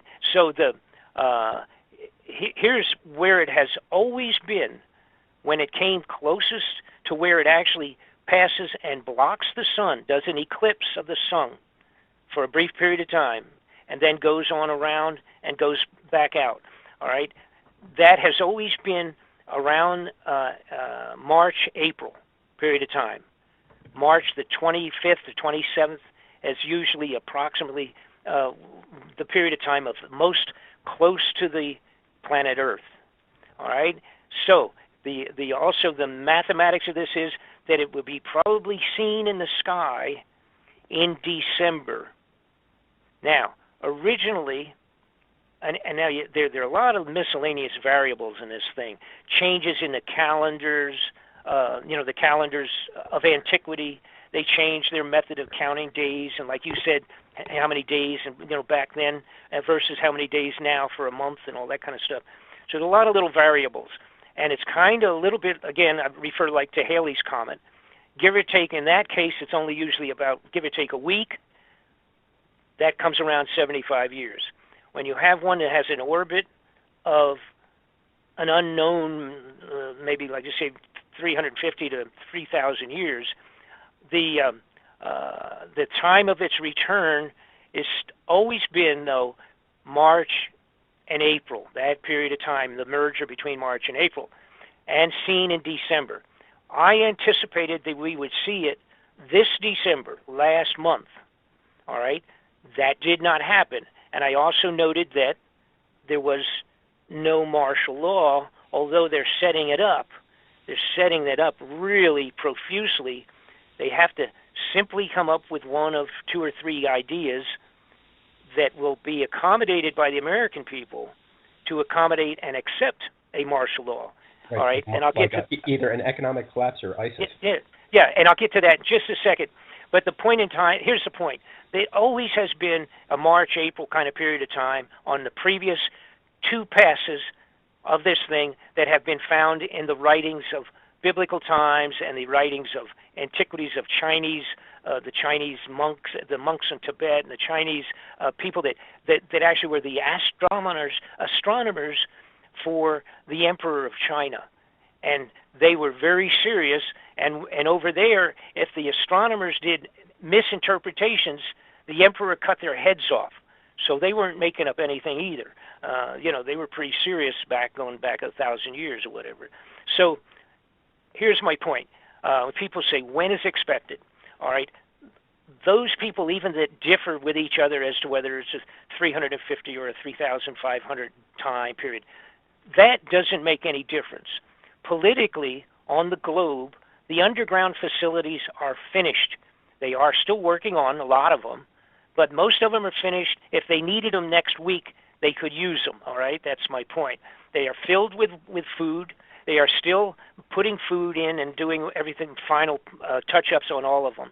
One of them, by the way, was the old NORAD facility that had been in a granite mountain for years. Unbelievable secured location, but that's an old one. And they went in, closed it down a while back, about a year and a half ago, did some changes to it, and they've now moved back into it. They're using it. However, NORAD, the normal old function of NORAD, is not being carried out anymore. It is another one of the underground facilities. The newer ones are astronomical. They're mind-boggling, like I said, with maglev trains, food growing ability, interfacing connections between one side of the nation to the other side in terms of underground roadways. And China also, I left them out. China has done the same thing. China started a few years ago, and they have thousands of miles of underground facilities.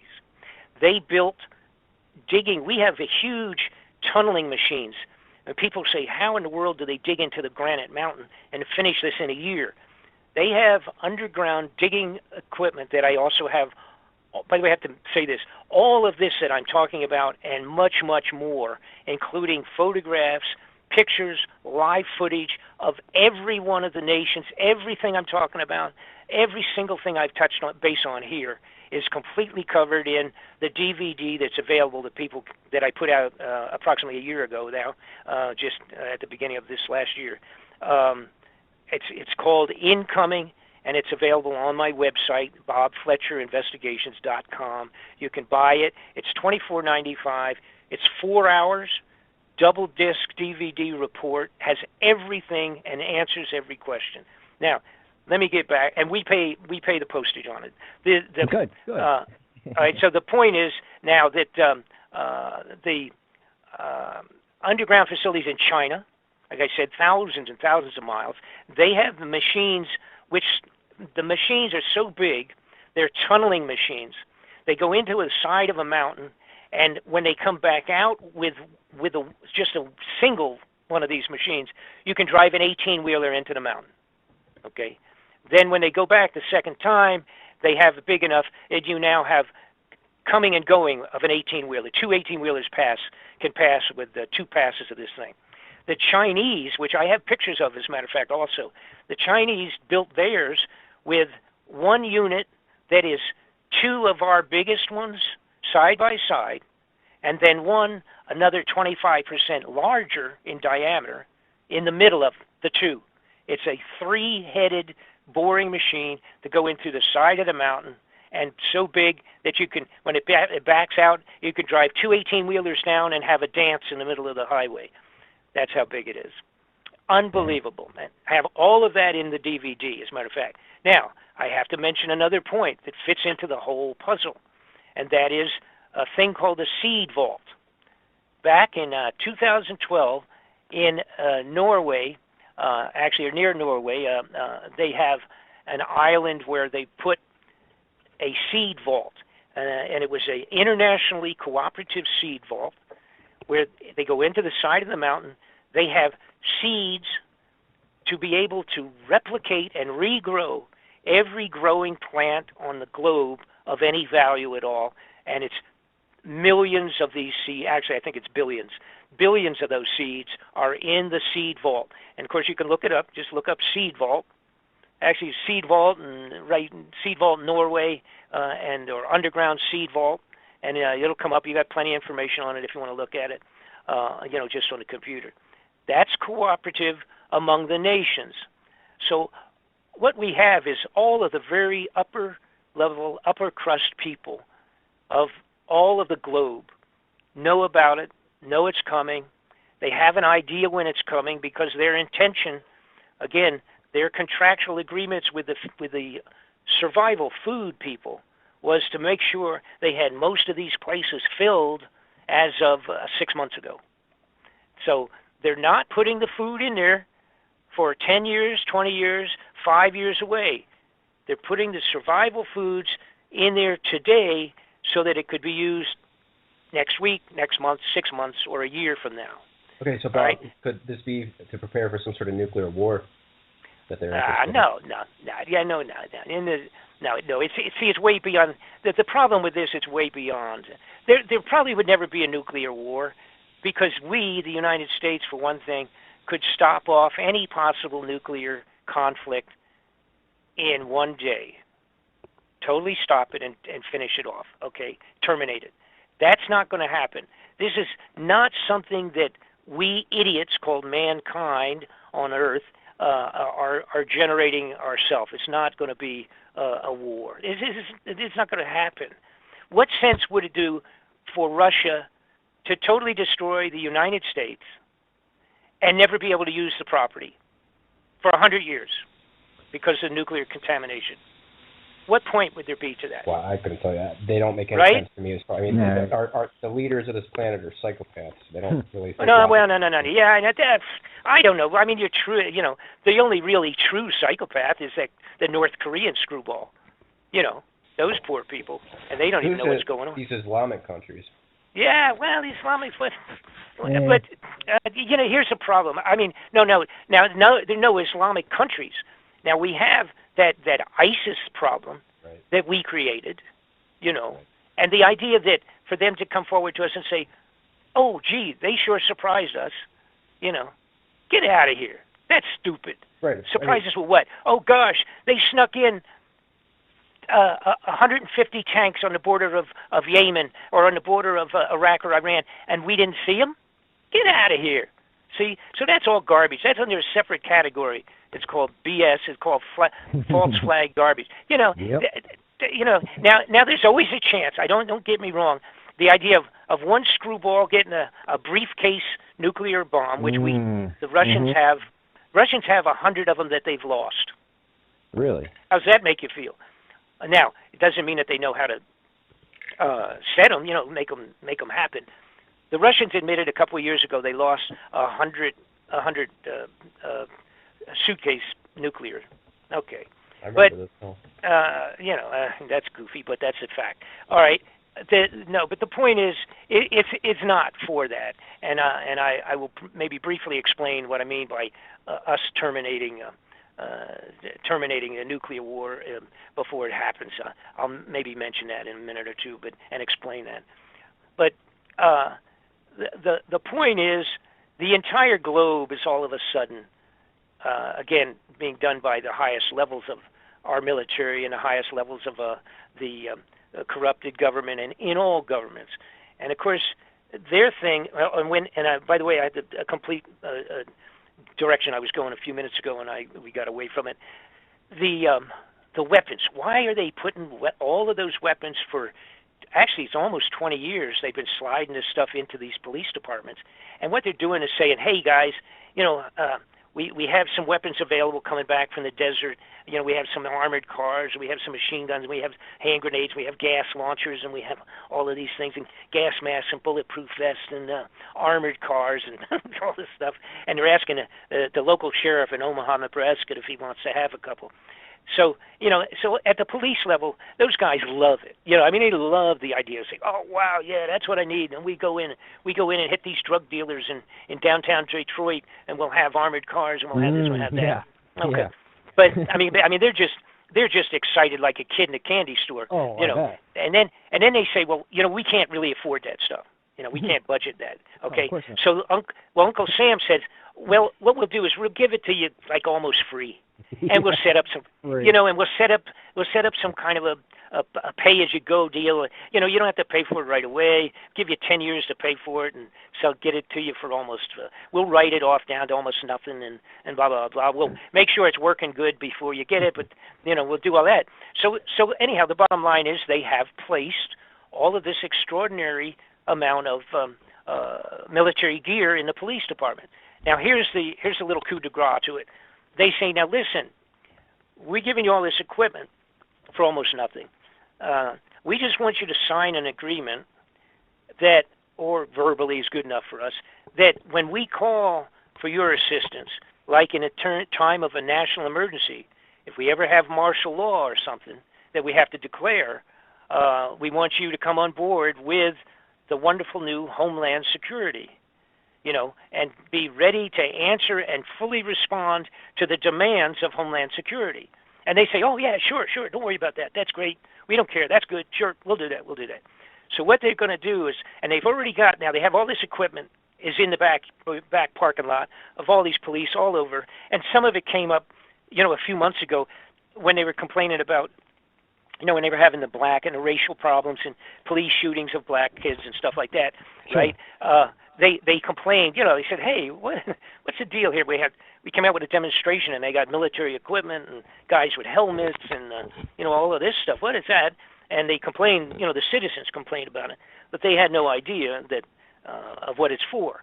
And it's there for the point in time, once it's certified, once Nibiru Planet X gets close enough coming in on its return trip, then they can mathematically do the math, and they can say, here's the day it's going to be, give or take 5 days, this is when it's going to be here, But it has to get close enough, and it has to be seen. It has to physically be seen and all the rest of that, too. Really, So what they're going to do, though, is they're going to have martial law in place, and it'll be on every major nation of the world probably the same week, all right? Because at no time are they going to come out and say, my fellow Americans, I have bad news. In about 30 days or 4 months, this big planet's going to come around, and an awful lot of everybody on the globe is going to die. Because here's what it's going to do. It's going to cause tsunamis like Noah's floods, because that's what created Noah's floods. It's going to cause electromagnetic impulses because it screws up the sun. It causes all kinds of problems with the sun itself, whipping around, even though it's only a couple of times bigger than Earth, maybe 5 times the size of Earth, but it has an effect. It's already having effect on the sun. And it'll cause, the biggest problem will be when it comes around, coming by the first time. Of course, it will do, like I said, a very long blocking of the sun. It will be a big, long solar eclipse. Then it will go on behind the sun. Now, coming with it is 2 or 3 planets of its own. We call them, not planets, moons of Nibiru that are traveling with it and circling like its own little solar system, so to speak. And it will be dragging as much as 25 million miles of space junk behind it. Now, what will happen is it will pass around behind the sun. Then we will go through, because of our timing of our orbit around the sun, we will pass through the tail of that darn thing. And we will have extraordinary meteor showers, because, or what will, for all intents, appear to be meteor showers. We will be traveling through the junk that's trailing behind it. That will happen 2 times. It will happen the first time when it goes around, and then we will go through it, through the tail. Then it will come back, going around the sun in the back, and then headed back out to Never Land, towards Pluto again, so to speak, out to the far reaches of the solar system once again. And we will pass through it, the tail, a second time. And it will be 155 days is the mathematics that they have done on this thing, the people that are keeping their hand on it. 155 days, give or take a week, for it to go around and back out. So we will approximately hit 2 times, 155 days apart, unbelievable meteor showers, depending on how bad and profuse the size of the pieces that will make it through our protective shield, so to speak, and burn up in our atmosphere. It's an unknown factor. So you're looking at tsunami water from the gravity alone of this thing passing close by. We have to remember, we don't think, unless we're scientists, you don't think about the moon and the sun does a gravitational thing all the time, and it's what does our high and low tides. The water going in and out is being pulled by the moon and then released and then pulled again, and that constitutes the tides. When you have something that's several times the size of Earth passing fairly close in terms of astronomical measurements, coming fairly close to the Earth on 2 occasions, it will yank the water right out of the seabed, probably as much as 100 miles inland on every coast of the entire globe will probably be washed off. Right before you came on, I spoke in detail about all this. And there's actually a couple of new theories I'm hearing that this orbit of Planet X isn't actually elliptical. It's more like a figure 8. So it's not going to, the claim is now that it's not going to pass us twice. But it's actually... Well, astronomically, I believe it's a physical impossibility to be what we would call figure 8. It's actually just a big, elongated orbit. Now, and by the way, I was still skeptical in the middle of my investigation on this. Boy, right. I didn't want to put my name on this thing. You know? Right. Well, I don't blame you. I mean, I really didn't. I really didn't. And then, but finally, eventually, it's like, this is what it is. You know, I mean, I don't see anything else that would fit into all of this stuff. Everything, including, the Pope and the underground seed thing and all the rest of that crazy stuff. It's just way, way too many things, and the only thing it could be would be some extraordinary known galactic kind of a problem, something that's totally out of control of the average, of human beings. It's just some external problem that can't be settled, like between Russia and China and America or any of that kind of stuff. And all of that local politics related to all of that stuff. Right now, it's all an ongoing show, for crying out loud, because they are scared at the highest levels on this darn thing, and that's all there is to it. They're just really spooked. But in terms of the orbit, one of the things that finally something that bothered me, because I thought, geez, they're talking about 3,000-year orbit, and I thought, God, that's like outrageous. That means this thing is so far out when it goes out. Maybe whether it's 200 years going out and then 200 years coming back, or if it's 1,800 years going out and then 1,800 years coming back, that would be the 3,500.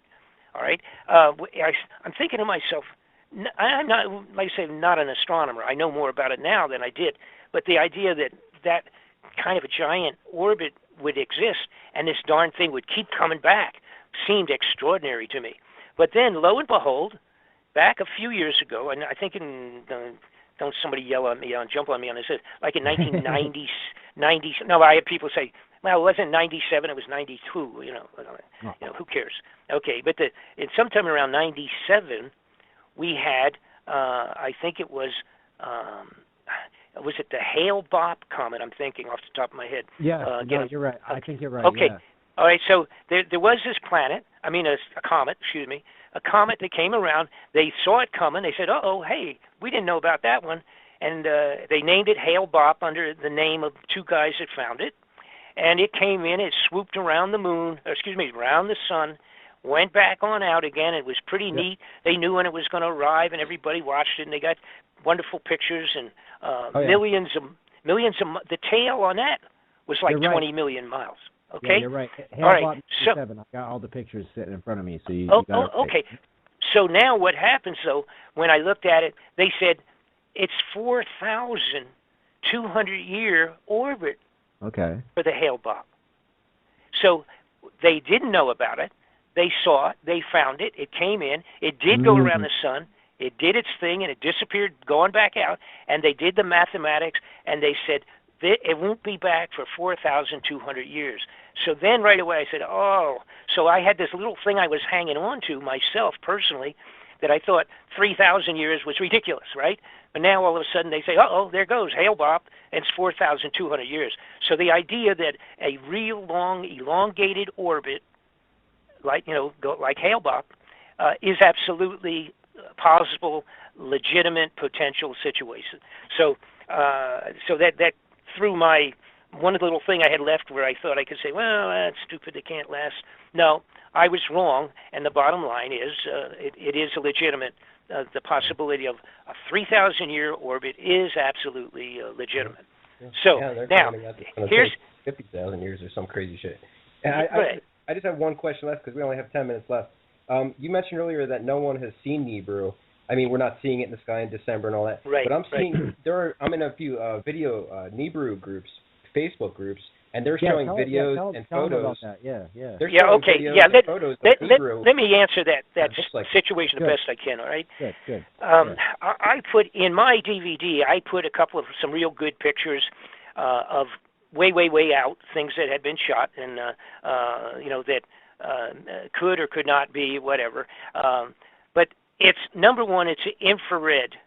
If you don't have infrared equipment equal to the $20 billion one that they got out there, and if you don't have one that good, the chances of you seeing or taking pictures is not happening until it gets in close. Follow me? All right. Once it's in close, then 10,000 amateur astronomers are going to see it in the same week, all around the globe. I'm not talking about infrared. I'm saying that during the sun rises in the morning, people are. No, I know. Okay, I know what you're talking about. It's showing up as a second sun in the sky next to our sun. Yes, and I understand that. Most of those are so you got to do just a size thing for yourself. First off, an awful lot of them are lens flares or something else. Okay, and there's some good ones. There are guys that said, no, I can prove that it's not a lens flare and this, that, and you see how this moves and that moves and everything. The bottom line is most of those are like the sun is the size of, let's say, a baseball at the end of your hand, your arm, a baseball, a standard softball, and the next to it is something like the size of a nickel, okay? And they're saying that's Nibiru, and it's got a funny color, and it's this and that. Okay, if it was that close, it would be doing such a number on everything already. And those types of pictures now were out 2 years ago, and it's still not here, okay? Right. That ain't going to happen. And like I say, according to all of the scriptures and the things where they actually have seen this darn thing come and go, and scratched it on the wall of the cave or whatever you want to say, or put it on the clay tablet. The bottom line was it was seen in 1 month, and about 4 to 5 months later, it came around and did its thing, got gigantic, came by, and went back out again. All right? So now here's what's happening now. Since I put out my DVD, the increased interest, and I'm not the only one, I don't mean to say that, but my timing was such that when I put it out, the interest went through the ceiling, and the multiples of tens and tens on this thing has become. Originally, it was like 3 or 4 little things. I put my DVD out and did a whole bunch of shows, and then in a short period of time, if you put up Bob Fletcher, Nibiru, Planet X, Bob Fletcher, in Unknown Planet, any of that, there's now like 2,000 hits for crap, 2,000 pages you could go to now. But the point is, the government now, as time is ticking away on this thing, they're starting to put people, like just the other day, CBS News came out and said there was this couple of astronomers that have seen Planet X. Let me correct myself. They think they located the thing that might be Planet X, and it's out there past Pluto. All right, and then the caveat to it was that they said it's like 1 million light years away. Okay, well, on that basis, nobody has to worry about it. Okay, now.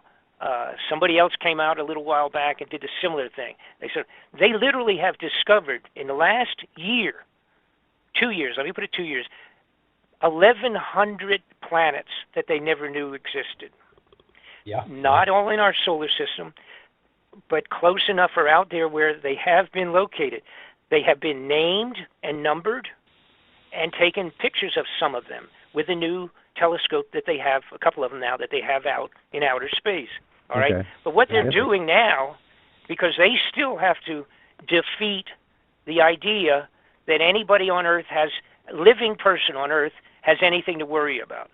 So if they come out with some astronomer who's financially taken care of under the table, and he comes out and says, oh, we found this. Now, the ones that came out, Excuse me. So, see, the ones that came out and said they found 2 planets and one together, and I don't know, whatever it was, just the one that was on CBS yesterday, actually. Mm-hmm. CBS television news.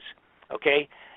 But there's 2 caveats to that. Number one is that they indicate that it's so far away that just go back to sleep and you don't even have to worry. Your grandkids don't even have to worry about it. And if it was heading back at a gazillion miles an hour, it's still not going to be here for 1,000 years. Okay. So that was that. But additionally, that serves to throw cold water on anybody like me and the rest of the people out here, that are saying, hey, it's going to be in a year or so, because why are they putting all the food in the underground facilities? Mm-hmm. They don't want it to go bad. They didn't put it in until they need it. Okay, right? And why do they have they're going to do the martial law thing? Oh, and let me anyhow. So I don't want to get off on another thing and miss my point. The point is when they see these, and then they come back and say, and it fits exactly what we consider to be this Planet X everybody's talked about. It's approximately the same size, and it's this, and it's out there past Pluto and all of that. But again, don't worry about it because it's going to take so long. But the other caveat to the last report was they said, we've not seen it yet. See, this big deal they made included news on CBS, right? They have not seen it. They're working on mathematical movements of other stars being pulled and affected by this big thing that we can't see, cannot see, all right? Now, the bad guys, the government at the highest level, they can see it, folks. They have infrared telescopes with the capability to track it. Once it's close enough, and they have the telescopes are out there, way out by Pluto now, taking great pictures of Pluto, by the way. There's great brand new pictures of Pluto, all right, because they're right in the backyard. And they know damn well exactly where that thing is as we speak. But the guy in Omaha with a little scope at his university or wherever the heck, Kansas City, Omaha, Nebraska, they don't have the equipment. They're not seeing it. They said they don't see it. And so when you see people telling you that, oh, here is a picture of it right next to the moon, and it's the size of a golf ball, it would already be causing so much effect you couldn't go out at night and stand up. Now, I want to real quickly say a couple of things before we run out of time. The DVD's available. Folks, go on to my website, just put Bob Fletcher, and you can find it. Put Nibiru Bob Fletcher, and you'll locate it. The point is that they're going to have to do martial law. It's going to be one of these 3 things. It'll either be financial crash, which we legitimately, by the way, are in the global financial crash, the worst it's been since before 1929 stock market. Yep. It's the first one that's saying that too. Everything. Right. Everything is crashing. All right. So it could be potentially on to control the people on a financial crash, or a synthetic thing relative to 3 or 4 major terrorist acts in the United States of America. Now, I'm talking real something serious like the 9/11 kind of a thing, big buildings coming down in a bunch of places. That's good enough so that every American will say, oh, thank God we've got martial law. It's got to be that bad. It has to be appearing to be that serious. But it is, or it could be a biological. Right. A terrorist/biological epidemic, major diseases, germs put into the air in 5 cities or some other outrageous thing, okay? And the other one, now the last one is a confrontation that would appear that we're going to get into World War III, regular World War III like with Russia or China, all right? But those things are not going to happen either. China's not in a position to do anything like that. They are starving now. They're into a negative financial that they don't even know what to do about. All right, and by the way, I'm going to end with this. I'm working this entire last 9 months, 10 months on a new DVD follow-up report on this. Awesome. On the manner by which Nibiru Planet X can be stopped, and that it can be stopped, and it includes a manner by which we could stop any potential World War atomic attack in a couple of seconds. Hold on, did you say we can actually stop Nibiru from passing? Yeah. Yes, and that's going to be in the report. I've been literally working 8 to 10 hours a day for over 9 months on this thing. I've got this. I'm trying to get it done and get it out. It's going to freak everybody because it freaked me out when I discovered it, more so than the fact that Nibiru might be coming in. Yeah, when is this going to be coming out? I don't see. I don't want any. I'll let everybody know. Hold on a second. We do have 30 minutes left, so I'm just. Okay. Okay, fine. That's cool. Okay, I just want to make sure that I don't want you to rush out of anything, so I just want to let you know we do have 30 now, minutes left. Okay, good. Okay, very good. Then I'll keep going from there then because there's a lot to cover still. Please, I want you to. Yes. Now, I'm not going to get into anything on that new report at all, and I have to on tonight. I can't any more than I have because until I finish and it's available, I don't want anybody's ordering it or talking to me about it. But it's something I'm working on now. It will be done shortly, and I will let you guys know right out in front. I'll send you copies of it. Please. But, it's going to be done this year, though, in the next few months, maybe. Hopefully within 30 days.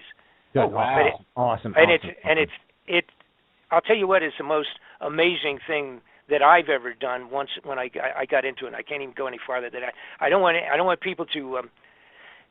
Please don't be ordering it ahead of time or ask me to hold it for you, any of that kind of stuff. No, but see, you get in a real trick bag because then if something happens and it doesn't get out, then I have to send people money back and all that kind of stuff. Exactly. No, we don't. It gets into a turmoil. I don't want any of that. We had a little bit of that on the other one before. It was kind of a pain in the neck, playing catch up pool, and I don't like doing that. Exactly. No, I don't blame you. But I simply will say that this is the most unbelievable combination of things that I have discovered, totally verified, completely, and it answers a multitude of questions on an awful lot of things that have been never answered and hanging in the air with our corrupted government. Now, all right, here's what I will say this now. In my DVD, the one incoming, the one that announced all of this stuff originally, I did something that all of my peers said I was crazy because I kind of predicted stuff. There was, and it's not like some kind of a psychic predictions or anything like that. I don't mean it that. I'm not Nostradamus, but it was relative to the fact that if Nibiru was in fact coming back in as I do believe it is, and I hope that I'm wrong, but I said that as it comes in, now remembering this is 1 year ago in last January that I made it first available to the public, the DVD, and I said what you're going to see is the most outrageous weather in the history of the globe for the last 100 years. That's what's going to happen in 2015 and 2016. All right, I said with it because it's coming in, and like a bowling ball being rolled down into a bunch of pins. That's what it's doing as it comes with its little entourage of a couple of moons and all the junk it's pulling behind it. It's affecting like the entire solar system like a bowling ball. All right, it's pushing things away from it and forward away from it, causing. I said we were going to have the following events. If it appears that it is still coming during this whole last year of 2015 and as of today, that we would have extraordinary weather, we would have more tornadoes and hurricanes and blizzards and floods and droughts on the entire globe than we've had in 100 years. That is exactly what has taken place on the global weather. It's people talking like now, see, they pull this thing where they say, "Oh, what are they calling it? They got a name for it." Anyhow, they claim that the weather is being affected by a cyclical kind of situation, but that always affects only one coast or another. All right, it doesn't affect the entire globe, and that's what's happening. I also said that we would have increase in volcanoes. We now have probably I didn't look at it. I should have looked it up. As we speak today, there's probably a minimum of 47 active volcanoes blowing inside their tops. They have one or two that is affecting the ocean temperature off of. There's one off the coast of Oregon that's changed to where they're actually getting. Well, and nobody's talking about it, and they're blaming it. They're calling it the El Nino, right? I heard that stuff would happen before anything that happened in like Los Angeles or that whole area, like on the San Andreas fault line. I heard that. Yeah, that's what I. See, what's taking place is we were having storms start all of last year off of the coast out there, like they were tropical, like a hurricane.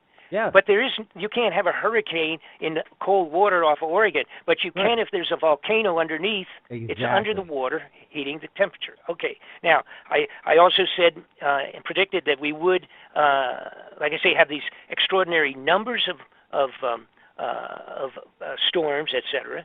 The sizes would be different. The one in Mexico a few months back was the biggest hurricane. Fortunately, it missed all major cities, but it was the biggest hurricane ever in the history of Mexico. Came in through the coast down. It was gigantic storm that came in. As we speak tonight, it's the biggest snowstorm blizzard in 150 years in New York City. All right, it's going to wipe out New Jersey also, just like that other storm did Sandy a couple of years ago. Yep. They're still not even recuperated from that. New Jersey coastline, the day after tomorrow, will be wiped out like it was sitting in the middle of a tornado. These are all storms. The quakes, the numbers of earthquakes have increased 5 times what they normally are, all around the globe. Yep. And by the way, quakes, the earthquakes and volcanoes are related. When you get a given number of earthquakes, you can almost triangulate, draw lines between them, and you'll find that a volcano will be popping up, sticking its head up within 30 days of the swarms on these. A swarm of earthquakes will equal a volcano, and it's got to do with the stress on the overall crust. Now, here's where, and I put this in the incoming DVD, the report. I put this very clearly and explained it too, that what I found out when I was doing the investigation on this thing, and again, this is one of the things also that was like a tip the scale that I told myself that you have to do this report. Even if you're wrong, you have to do it. The planets, starting out by Pluto, all right, are all being affected. Now, they had already started to be affected back when I put this thing out 1 year ago, but they are now worse and being more affected than previously. Now, what I'm talking about is all of the planets as far out as Pluto, and including Pluto, is having a change in their atmospheres, the ones that have what we would call an atmosphere, change in the gas, change in the some of their orbits are being affected. They're wiggling, so to speak, or jiggling or vibrating in their orbits, changing a little bit.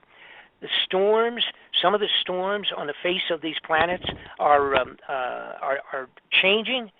Some of them, like one big one on Saturn, I think it is, on Saturn that has been there for like 400 years. That storm is changing and getting bigger and then getting smaller and having variations to it. There is an atmosphere of salt, a salt-type content, sodium. Yeah, on the moon. On the moon. Never been before. All of a sudden, they now have a haze type of an atmosphere circling the moon, and it is a sodium content. All right? So every one of them is, and then, of course, I don't even want to get into, I'm trying to think, it's either Venus, and this is where somebody's going to say, well, you don't know which one is which. It's either Venus or Jupiter, whichever, I'm not positive. But the ice cap on it, on the poles, there's a pole ice cap on both the North and the South Pole. It's melting. Well, excuse me, I actually think it's Mars. But anyhow, it's melting the same as ice caps on Earth is doing. And by the way, the melting, this is another thing people are not paying attention to, even though, of course, you got the groups, and I know they jump up and down and yelling and, change of the, the warming, the warming of the Earth, and that too many cows are farting nitrogen and things of that sort. No, most of the planets are going through this. Here's the point, though. The glaciers on Earth a couple of years ago, and escalating rapidly, are melting like crazy. Now, to give you an idea of how bad the ice caps are on Earth right now melting, and the glaciers running into, and the glaciers are melting kind of like from underneath. In other words, it's sort of like the globe on Earth is being heated a little from inside or something. It's very strange because they're melting like from underneath, like inside the shell of the ice coverage. You're right. Okay, Mars. Mars. Yeah, I just looked it up. Yep. All right, good. So, the point is, the glaciers are melting so rapidly on Earth as we speak that in Miami 2 years ago, they had to start putting pumps into the city of Miami Beach because every high tide is moving back then, now a year and a half ago, 4 blocks into the city of Miami Beach. The regular high tide now is moving into the Miami Beach city itself by about 4 blocks. Now, they put the pumps in. They cost millions of dollars. They literally switch on with the high tides to pump the water away and try to keep it out of the stores and the hotels. All right? Now, what also is going on, since then, it has continued to be so bad that in Miami Beach, they are actually, I'm trying to think of how they're doing this, they're actually raising the street level like 10 feet in all of Miami Beach. It's a gigantic multi-billion-dollar investment to try and raise the elevation up enough so that everything won't be totally wiped out in 2 years. So that's how serious the melting of the glaciers are. And my contention, along with that of many of the other scientists that have been involved with studying Nibiru for 20 years themselves, know much more about it than I do. The contention is that all of these things that I'm talking about, including the planetary activity all the way out to Pluto and then coming back in towards the sun, that's all the effects of Nibiru starting to affect the system, all right, including speeding up the heating of the ice caps on the planet Earth. Now, the sun is being affected already by it, all right, and see everything something we don't think about, and unless you're really a scientist and involved with this type of stuff on a regular basis, you don't even you just don't think about these things. But in the solar system, it's kind of like you think of it as a big bathtub, okay? So if you get a whole bathtub just filled with water, and you put 10 ping pong balls floating in there, and that's representing the planets, all right? And now you get it completely calm. You got the little ping pong balls floating on the top of it. Drop a golf ball on one end of the bathtub, and what happens? It affects every single one of the planets, and vice versa. All right. If one of those ping pong balls represents Earth and it's at the far side of the bathtub, if you drop that golf ball in there, you're going to be bouncing that ping pong ball, I can't even say that, around in the bathtub like crazy. Any little activity of an extraordinary, it's almost like an infection on the human body. Anything that comes in and intrudes into our solar system that's not part of it on a regular basis is going to cause a radical effect. The sun is doing crazy things. It's developing holes like they've never seen before on the surface of the sun. 2 years ago, by the way, one of those electromagnetic impulses from the solar flare came out, and it was huge, and we missed it. Our orbit permitted us to happen to miss that impulse, the solar flare that came off, and this is approximately, like I say, 1.5 years, 2 years ago when that happened.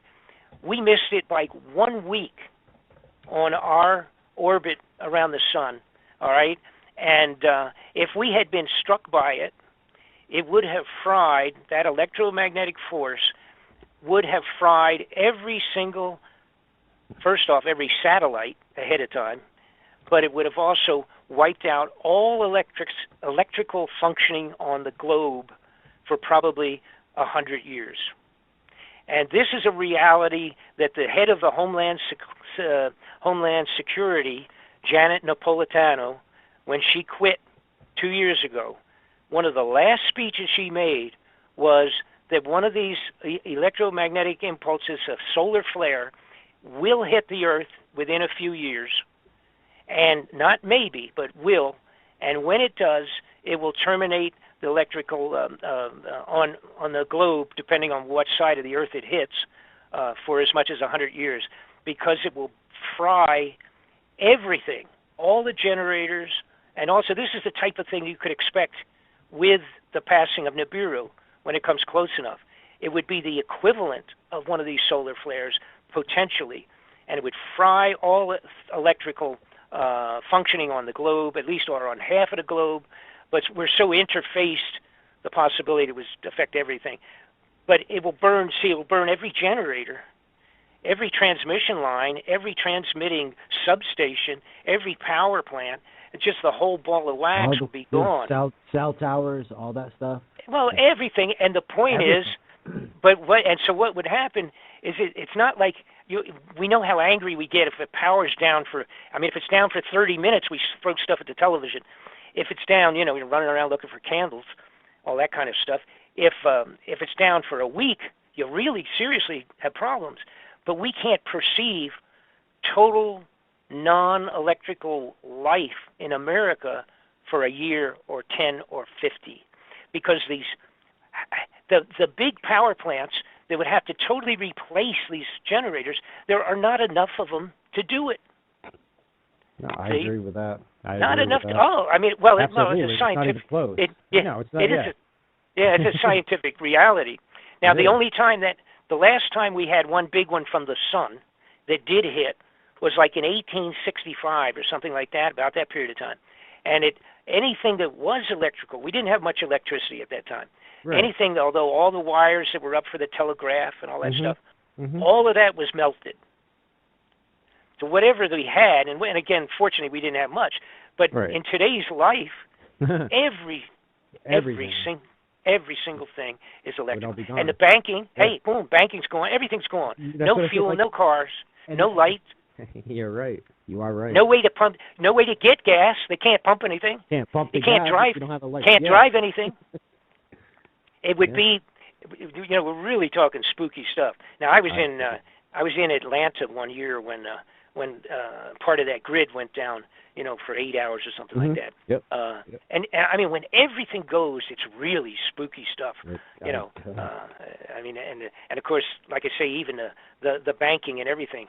See, whatever money you got in the bank, which is only a numerical electronic number anyhow until you pull it out, that's gone. Absolutely. There's even a good chance. See, there's even a good chance. Bitcoin and all that stuff. That's all done by. Sure, everything. That's all gone. Yeah. All gone. And think about this briefly. The possibility is that the money, because it is strictly computerized memory banks, with a solar flare, depending on how bad and where it hits, all of that could be totally erased. Mm-hmm. You don't have any money, sir. Sorry. You had 200,000 you had in your life savings. Sorry about that. That will happen, you're saying, if when Nibiru passes? Very, very likely the same kind of an effect. Yeah, I mean, even solar flares could cause this. If we have big enough solar flares. Sure. Chaos, Solar flares can happen by themselves. Solar flares. All right. And again, I mentioned earlier, we just don't think about that. The possibility, and it's so possible. It would completely cause chaos, but it wouldn't. I doubt it would ruin every electronic on the planet. It would probably just do one side of the planet. Probably that. Financial. No, I agree with that. But it would still cause chaos. It would destroy chaos. Well, absolutely. Well, just if you try to imagine life in America, I mean, we wouldn't care much about the other side of the globe anyhow if it was us. In other words, if it blows us out, takes all of our electrical actions down. Try to imagine what life would be like. Let's just say for 6 months. But what they've been talking about, if it was a major volume and hit a lot, broadside of the United States, North America, South America, you're talking about possibly 100 years to get back. That's outrageous. They claim that the transformers that would blow out, the solar flare, everything. We would have to completely reorder. We would have to order the parts, and they would. Where are you going to order the parts? How are you going to order parts? Right, exactly. China would have to build them, and it would take 3 years to build them. How are you going to ship them? See, right. You can't pump gas. Oh, see, you got to realize there. Now, what happens first off? No medical services. Very carefully, Bob. No emergency anything. No police. Nothing. No. You want to talk about gangbangers? No. You know. You want to talk about invasions and perfect time for them to do that. Yes. Manually pour out the whole. I mean, it's something that that most people say. Well, I don't even want to think about it. You know. They just don't want to even put any thoughts out there. Well, people like us want to put thought into it because we actually, give a crap about it. But yeah, right. That's why I want to move up to Maine. With people come up to Maine, everyone. As far away from the population as possible, dude. Yeah, seriously, it's going to be The Walking Dead when this happens. As a matter of fact, there was two people that said that. Napolitano did it, head of Homeland Security. See, they've done huge. Calculated reports and scientific investigations on these things for the possibilities and stuff. And it was a big speech for her. One of the last things she did leaving the Homeland Security a couple of years ago, she said, it's going to happen. It's not if, it's just when. And how bad it is depends on how the wind blows, whether it's 2 years or 102. And I mean, it's going to happen. Turn us into cavemen, for crying out loud. Yeah. You know what? I wouldn't mind. In this society, honestly, we're screwed. I have some days where I think that some of us would be better as cavemen. I really do. I really do. Yeah. It's kind of like a start over, like a reset switch. I mean, I don't know. Well, it's like cleaning a slate. But see, the problem is the way things are now in the criminality. Yeah, that's. Who's going to do what? The biggest crooks in Washington are going to do whatever they can do, and they'll be out. They would be down in their underground facilities. Yeah. They got generators down there, and they got fuel, and they got. All set. Oh yeah, that's the stuff we were talking about earlier. They'll be down. Even if it was not a Nibiru situation, if you had a solar flare that devastated America. They're all set. We're up here like burning up, and they're like that's the reason that they gave the weapons to the people who are going to do martial law, and they'll be enforcing it blindly, with the exception of the ones that finally realize that, hey, wait a minute, we're guarding the rat holes, entrances to the underground facilities where the rich people are having martinis. One thing interesting about martial law is that Zeta Talk site. I remember 15 years ago when I first read it. They claimed that towards the end, before Nibiru passes, the government's going to attempt to declare martial law, and it's going to fail, and the people aren't going to accept it. And in the end, we're going to rise up against the government once we realize that the government is with what? See, the problem is if Nibiru is what it is and comes and does what it would do.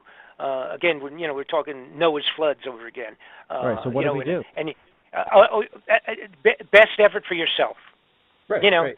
I mean, that's a reality. It will be the people along with the military. Take care of yourself. Because the military are going to want to take care of themselves, too, and their families. Exactly. They're not going to do it. This is a point where you got to look out for yourself. That's all it amounts to. And, again, the bottom line is, it's like you really start saying, well, how many, it's 140 million people, I think, is a population within 25 miles of the coastline around the United States. Yeah. They'll all be gone in the first 15 minutes. Yeah, then that's why martial law is going to fail, because the soldiers. It might. 100%, but I guess I have to ask you, what's your point? In other words, they're going to be going underground, locked off. The doors that seal these things off are like 6 of them in a row, 4 feet wide, be able to handle a nuclear bomb in the front yard of the darn thing. See, so between you and I, it's like the martial law would be only to guarantee that they can get on their buses and airplanes and get the hell out of town and get to wherever they're going to go. See, and then after that, that's a great point. Great point right there. After that, they got everything they need probably for 25 years. Now, they may have to be in there longer. I don't know, and I don't care. But they have what's necessary to maintain X numbers of people in a given hole in the ground for a 25-year period of time, food, communications, all of that underground, enough fuel to run the generators and the air filters and all of that crap under there. And probably, see, there are direct, which is the only one thing, I don't know this, but I'm making a speculation now. You can see the films and the videos and the pictures that I have. What's your website, Bob? Because we only have a minute left. Okay. Bob Fletcher. We don't have to do it again. Yeah, go Bob ahead. Fletcher. BobFletcherInvestigation.com. That's all. Bob Fletcher. You can punch Bob Fletcher Nibiru, and then eventually you'll be able to get to it anyhow. Like I said, there's probably 2,000 hits on that thing now. Awesome. I mean, on their, Chris people do. We have 5 minutes left. Sorry, I thought we only had a minute. That's all right. All right, so there's not much more I can say. I will say this, which I said all of my interviews. I hope I'm wrong. I would love to be for like 2 years from now, do a show again, and and have you just say, "Boy, you're the biggest jerk in town." Well, no, Bob. You know what? I don't think it's going to happen in the next couple of years. I think it's going to happen in like 8 years, because, like you said in the Bible, I think they're going to do the whole 7-year tribulation and then finish it off with a Jesus guy. But you have to understand something. We've been into that, depending on how you want to classify it. True. See, the tribulation's already started. Exactly when, I don't know. See how you could put a day on that. You can't. What we're going through now and all the rest of the junk, what's taking place in terms of this snowstorm that's supposed to be, see, you know what they're expecting over there as we speak, starting in about 1 more hour? Where are you guys calling from? Where are you calling? Pennsylvania. I'm calling from Maine, so the snowstorm veered off before it got to me, but I think Jeff got it out there. Okay, let me tell you. Here's what's happening right now. 200,000 people are already out of electricity over there, and it hasn't even started yet. I know. All right? Yeah. They're expecting 70-mile-an-hour winds along the coast, and they're expecting 3 to 3.5 feet of snow in some places with drifts of 6 feet because of the winds, followed by an ice storm. I'm lucky to be missing it. They're in a state of emergency. There's 5 states, I think, that are declared state of emergency and shut down. All the planes have been interrupted. Totally shut down from out of there, 7,000. Thousands of plane delays. My friend is in Seattle, and he's actually sitting in an airport right now, waiting to come back to Boston because he's flying into Boston. Of course, Boston isn't getting affected by it, but they still have to. You mean not yet? Not yet. You see, the storm is moving. It's coming up from the south, and with problems also coming from the east, from the ocean in, It's we can't completely trust what the weathermen say anyway, because how many times... Well, no, that's true. The only thing that I did, just because of my own interest, I used to live in New Jersey many years ago for a long time, but Jersey had they never repaired from that 4 or 5 years ago. They never did. They did anything. They barely did anything. Right. Yeah. Well, they're about to get hit identical again. Dude, they're fucked. Right. I said that this morning. I was talking to a friend, and I was like, New Jersey, out of all the people, with everything that happened before, to me, they're fucked. Excuse my language, but that is the word that I'm going to use for this, because I think that's a perfect word. And I looked at, just before we started talking, I had looked at the updated satellite picture of the storm, and it's gigantic. It's like the one they had a little while back. The storm goes from Tennessee, Nashville, Tennessee shut down, and it goes from Nashville to the northern side of New York State. My God, it's huge. It's covering states and states and states. I don't remember what the number was, people being involved, but it's just millions and millions of people. Again, they're even expecting like a follow-up in another day or two of it becoming an ice storm, and with 50-mile-an-hour winds, I mean, it's going to knock all the lines down. It's just unbelievable. It's just going to be a mess. I don't know what's going to happen. It's not going to go away. It's too big. Gigantic storm. But anyhow, so much for that. Somebody the other day told me this problems on the West Coast was because it was El Nino. I just told him today, I said, El Nino's on the other coast now. So right. I was joking with him, the El Nino's moved across the other side of the coast, so I don't know what you're going to blame this one on. But the bottom line is, somebody said, I'll tell you what, the head of NASA was asked in front of the Congress last year, what do we do if all of a sudden we saw a real big planetary object coming in towards Earth? Yeah. And the head of NASA paused and he said, pray. He just said, pray. Yeah, what kind of? Do you even have do you trust the head of NASA to make it? Oh no. But I thought that was pretty appropriate. I think you did. You know, I agree with that too. No, I agree with that. Yeah. but the truth is, on the new DVD I'm working on, there is an alternate, and you're going to find out what it is when I get that finished. You know, Bob, I've been thinking this for years, something like that, and I don't know. I hope I'm not thinking the same exact thing as you are, because I don't want to ruin it. But you don't have to tell me if I suspect if we all like somehow not prayed, but we can like somehow some sort of meditation, and we can magnetically influence this thing. That's my thought. Well, you'll see something that it's going to really. You'll see a bunch of things that are going to really surprise you on the new report that we get the thing done. I can't wait. You told me about that, and I can't wait for that. I cannot. And I have to absolutely say this. This last DVD, obviously the Nibiru, is it's pretty intense, and I know it's pretty well done. I can't tell you. Matter of fact, I'm doing a translated interview for Russia in probably this week. That's awesome. Awesome. And I have people from every corners of the world have gotten my DVD. Awesome. I mean, all over places I didn't even know where the heck they were. Zanzibar. Good. You know, good. Places I'm serious. That's very encouraging, Bob. That's well, it's encouraging. It's only that it's finally opened up some people's eyes to the possibilities. And I wanted the big deal. I wanted people to know how corrupted our government is. It's so bad. Thank you. What's terrible is that the new one I'm doing it's going to even show you more corruption. That's mind-boggling. You know, honestly, Bob, I don't want to see any more corruption. But if you're going to bring it to the fore, it's part.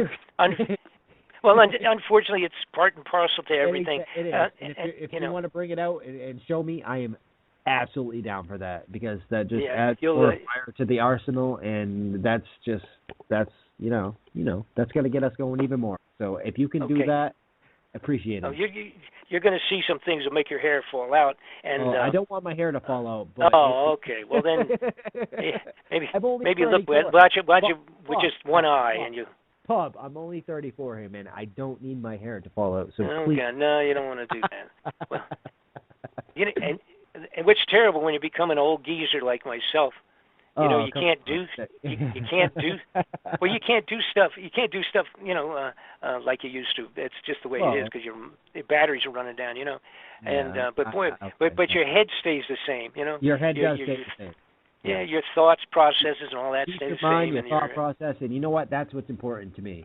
As long as you're still thinking, that's great. Yeah. And that's what I like about you, man, because you're still there, dude, and you're just.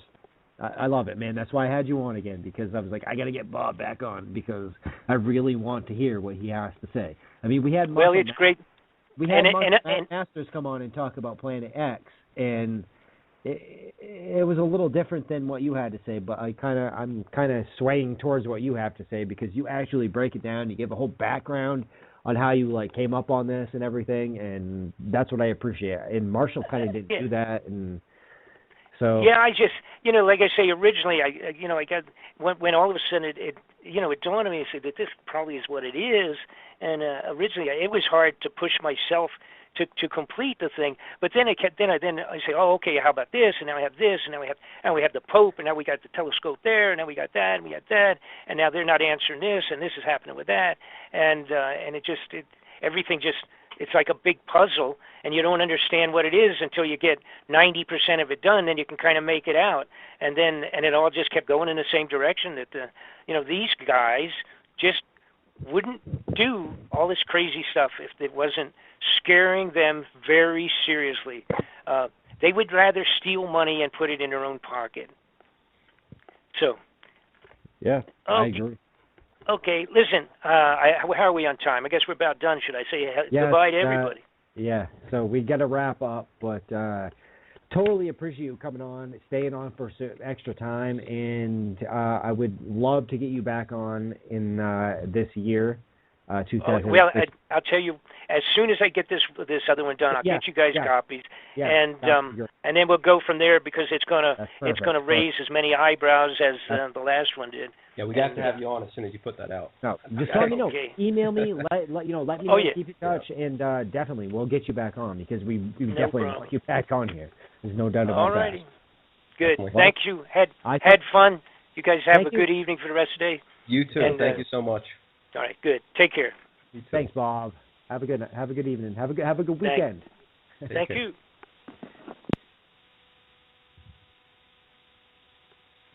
See, good dude, man. I told you, dude. He can talk. I know. I'm looking forward to that. And that's what I like, dude. He I know you were thinking like we were getting into the all Iran Contra drug smuggling thing, but it all led up to all this. Yeah. And that was the whole thing, and that's what I like about Bob, because he breaks it down. He loves to talk, which it's is fine with me, it's important too, because really this Sonny Bono guy needs justice. You know, that I feel like I could sense his ghost on the other side, just like demanding it. You know, and something that me and James talked about. It was like I would actually like to get more deeper into that whole other thing with the whole. Well, I guess we kind of did get kind of deep into that tonight. Yeah. So I guess we covered that, so we're good, right? Yeah, I think Bob could sit here and go for another 10 hours. Was deep. And talk. I don't see how you can get any deeper. He got pretty detailed there. He did. Yeah. He definitely did. And that's this is like literally a two-part. I can split this. I can split this up in two. I can.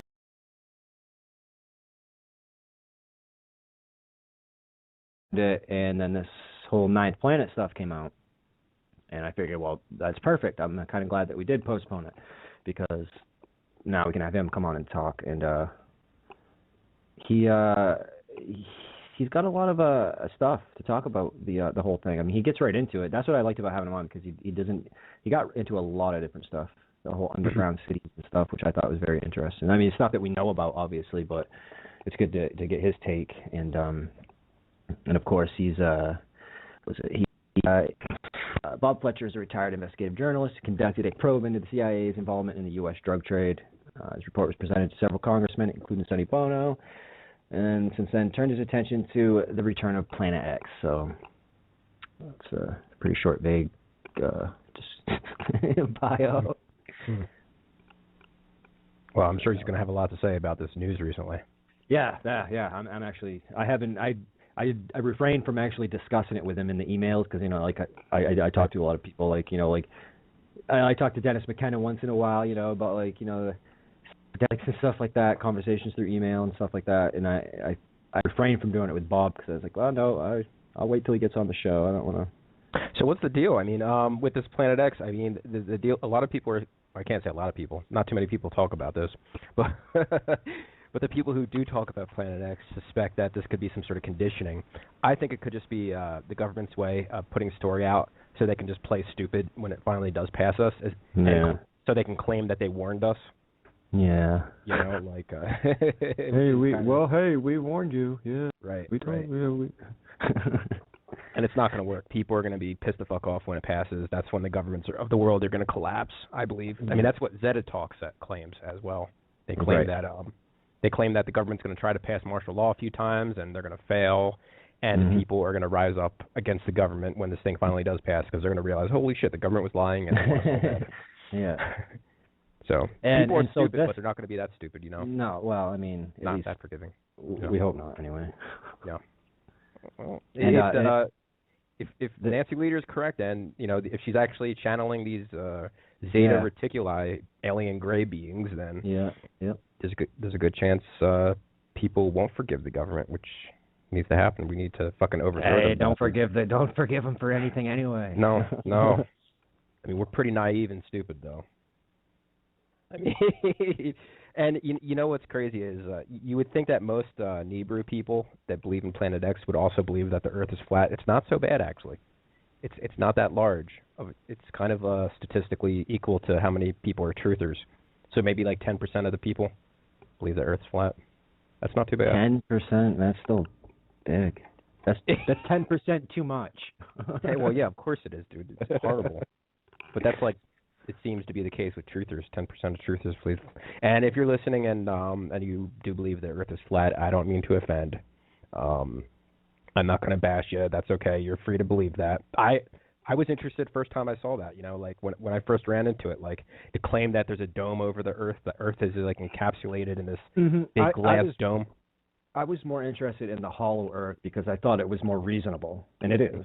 Oh, it is. Yeah, I think that's it's similar, but yeah. The thing that really got me, I know I don't want to give this too much attention, but was the whole faking the going into space and all that stuff. Like that's when people start like, okay, like even as crazy as it sounds, like I know anything's possible, but the whole we haven't gone into space and all this stuff, like that's crap.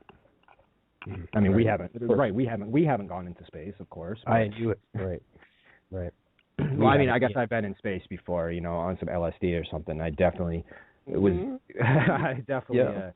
definitely saw a nice big round Earth when I was floating above the planet. So. Yeah, you and me both. You know, the Earth is definitely round. There's no doubt about it. I mean, people are going to say, well, what proof? There's a lot of proof, but we're not going to talk about that this episode because we're talking about Nibiru. And Nibiru, man, what's the deal? When's it going to happen? That's what we're going to ask. We're going to ask. There's a lot of photos and video footage that appear to show Nibiru. Is it real, or are these photos just sun dogs? A lot of them are sold. Right. And with this ninth planet, now they haven't actually seen that. This is basically they're basing this off just physics, right? They're like they haven't seen it. They're just like, you know, like I don't. I guess he could probably explain it a little bit. I didn't actually get into it. I didn't actually even. I read that article and I shared it. I think I shared it on a website too, but I didn't get like too deep into it because like whatever. I'm just gonna wait. I'll wait till we get Bob on, and I'll let Bob. You know what's interesting about it is they found this research a while back, and all of a sudden, out of nowhere, it's trending. I remember reading it a few months ago. The claim was that they can't see it. They haven't discovered it yet. They can behind the sun. It's behind the that's what the Nibiru people were saying, that it's next to the sun. But NASA is claiming that it's behind Pluto, and that we haven't seen it yet, but they're able to detect the magnetic force of it. And they're claiming that the magnetic force is so strong that this planet has to be 10 times larger than Earth. And that seems to be a lot of people claim that Nibiru is 4 times larger, but then Nemesis is the sun that travels with Nibiru.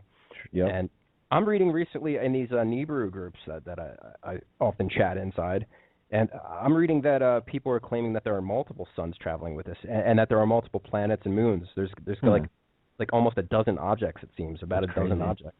That's yeah, crazy. and like I mean, not crazy. I mean, not crazy as in flat Earth crazy. That's just like right. No, it's crazy as in that'd be effing crazy if that thing by, because it would take up the whole sky, dude. It would look like a science fiction movie, you know. Absolutely. And the really cool thing when it does happen, and if it does happen in our lifetime, which I hope it doesn't happen in our lifetime, I don't want it to happen. You know, people it's happening. I do not want it to happen. That would be cataclysmic. I mean, it's just this society sucks and everything, but I don't want us to like be destroyed. I don't want that would be. But dude, there's going to be some crazy plasma going on. Huge electrical plasma going from our planet to this Nibiru because the magnetic charges. It doesn't. We don't have to touch it. It just has to get. Oh no. Yeah. I mean, not even really close, but I mean, you figure. I mean, like that gets in. Yeah, man. That's. Man. That's. I saw a great documentary recently. Something called I forget what it's called. It's made by the people who made the documentary Thunderbolts of the Gods, and but inside of it, it's that cave drawings that you see of in all sorts of different cultures across the planet, like that were thousands of years old. These cave drawings. A lot of these weird, strange-looking beings that you see in these cave drawings, they're not. They weren't actually people that these people were drawing on their cave walls. They weren't aliens either. They were actually they were the electrical emissions. What I just mentioned it. The coming from Nibiru to our planet, kind of like it's like a string of energy, plasma, going back and forth to the planet. And this thing is going to look crazy. And they were actually able to duplicate this plasma discharge in laboratories, and they would record it on video. And the actual plasma that's going inside these laboratories that they film looks exactly like all the drawings on the wall. For instance, you know that the ancient drawing where you have the hand and the eyeball in the center of the hand? Yep. That's actually a plasma discharge that come from large object. Yeah. And that's all right.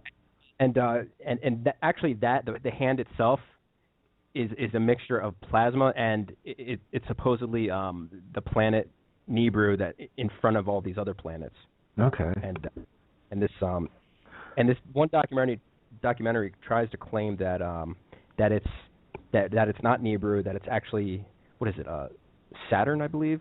No, Jupiter. I'm sorry, Jupiter, Mars, and Venus. So this documentary claims that Jupiter, Mars, and Venus, it was either Saturn or Jupiter, I think it was Jupiter, actually left their orbits at one time and were much closer and caused all sorts of destruction on the planet, which, as far as I'm concerned, is physically impossible. Something would have had to cause these planets to leave their orbit, and that, to me, is physically impossible. Yeah, well, that's a good point. The idea of there being an extra planet that has an elliptical orbit that travels around, and some people claim that it's not an elliptical orbit. It actually crosses over, so it's kind of like a big figure 8, and it goes both sides way outside the solar system. You know what I mean? Like it's like a figure 8, and we're in the center of that figure 8, Yep. Which means that it's not going to pass us twice, it's just going to pass us by once. So it's not going to have to enter the solar system, pass us, and then pass us again as it's leaving. It's actually just going to sneak up on us from the opposite side of the sun, and that's crazy. Wow. Yeah. And this Nemesis, the brown dwarf that travels with Nibiru, is supposedly keeps to the planet warm. And this planet, and I know we had a guest on before that was claiming it was like Lemurians and not Anunnaki, but I've never heard of that. I don't know what that guy was talking about. Who was that? I don't know. It was a few guests ago. It was some guy. Oh, Dennis Watts. Okay, yeah. Right. That's I don't. Yeah, I kind of forgot that interview. I was like Lemurians, the Anunnaki. Anunnaki that was when we got into all that. Yeah, all that. The deal that they can't hurt people. Yeah. So that was it kind of lost me on that when we got talking about that. Saying some way. I say that to James. Say that to James. Like, what? No, that's Dennis. No, don't say that. It's like, no, I didn't say anything bad about Dennis. I just that was the part that he talked about that I was just like, what? I didn't like the guy very much. I thought he was full of it. Yeah. I can't remember. I don't remember much of that interview, to be honest. So, so I can't really say anything. That's basically what I remember from that interview. That wasn't a good night for me. I thought he was a talk. I thought it was complete nonsense. He was just on. I don't know if Clyde Lewis had him on Ground Zero. Well, that's what happened. James sent his contact or whatever to Clyde. And I guess Clyde had him on not too long ago. I don't know if it was Coast to Coast. I don't. Did you tag me in something about Coast to Coast the other day? Was that you? I don't think so. Maybe I did something. No, something about. Somebody did. Someone tagged me. I don't know if they were just because they know I listen to it at night or. Look, I listen. Coast to Coast is nothing like it used to be, and I listen to it at night. Like I tell everyone, I listen to it to go to sleep. But it gives me because I hear things while I'm sleeping and dreaming, it's getting in my dreams. So when they talk about like the crazy stuff, it's like I start dreaming what they're talking about on this show. I love it. And that happened to me last night. I gotta share this before Bob comes on. It's kind of funny. I don't know if this had anything to do with what they had going on or whatever on the show. It might have just been completely irrelevant. I might have just had a weird ass dream, but. I watched that. There's a show on Fox. It's comedy. It's like that Cooper Barrett show.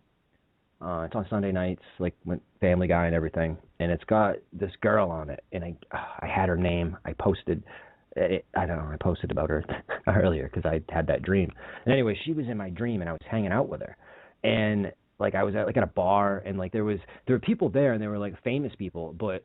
I don't know who they were. Like now, in my dream they were famous, but I don't think they really were. You know what I mean? And then I just skipped to another dream, and like I was somewhere in this town, and I stole this car, and I just remember driving around. It was like a really nice. It was like a sports car. Like I was like It looked in my dream. It looked like something like a Mustang or something, stick shift, and I was like driving around, and then all of a sudden Joe Rogan's in my car. Sitting in the passenger seat, dude. So I got Joe Rogan like riding passenger, dude.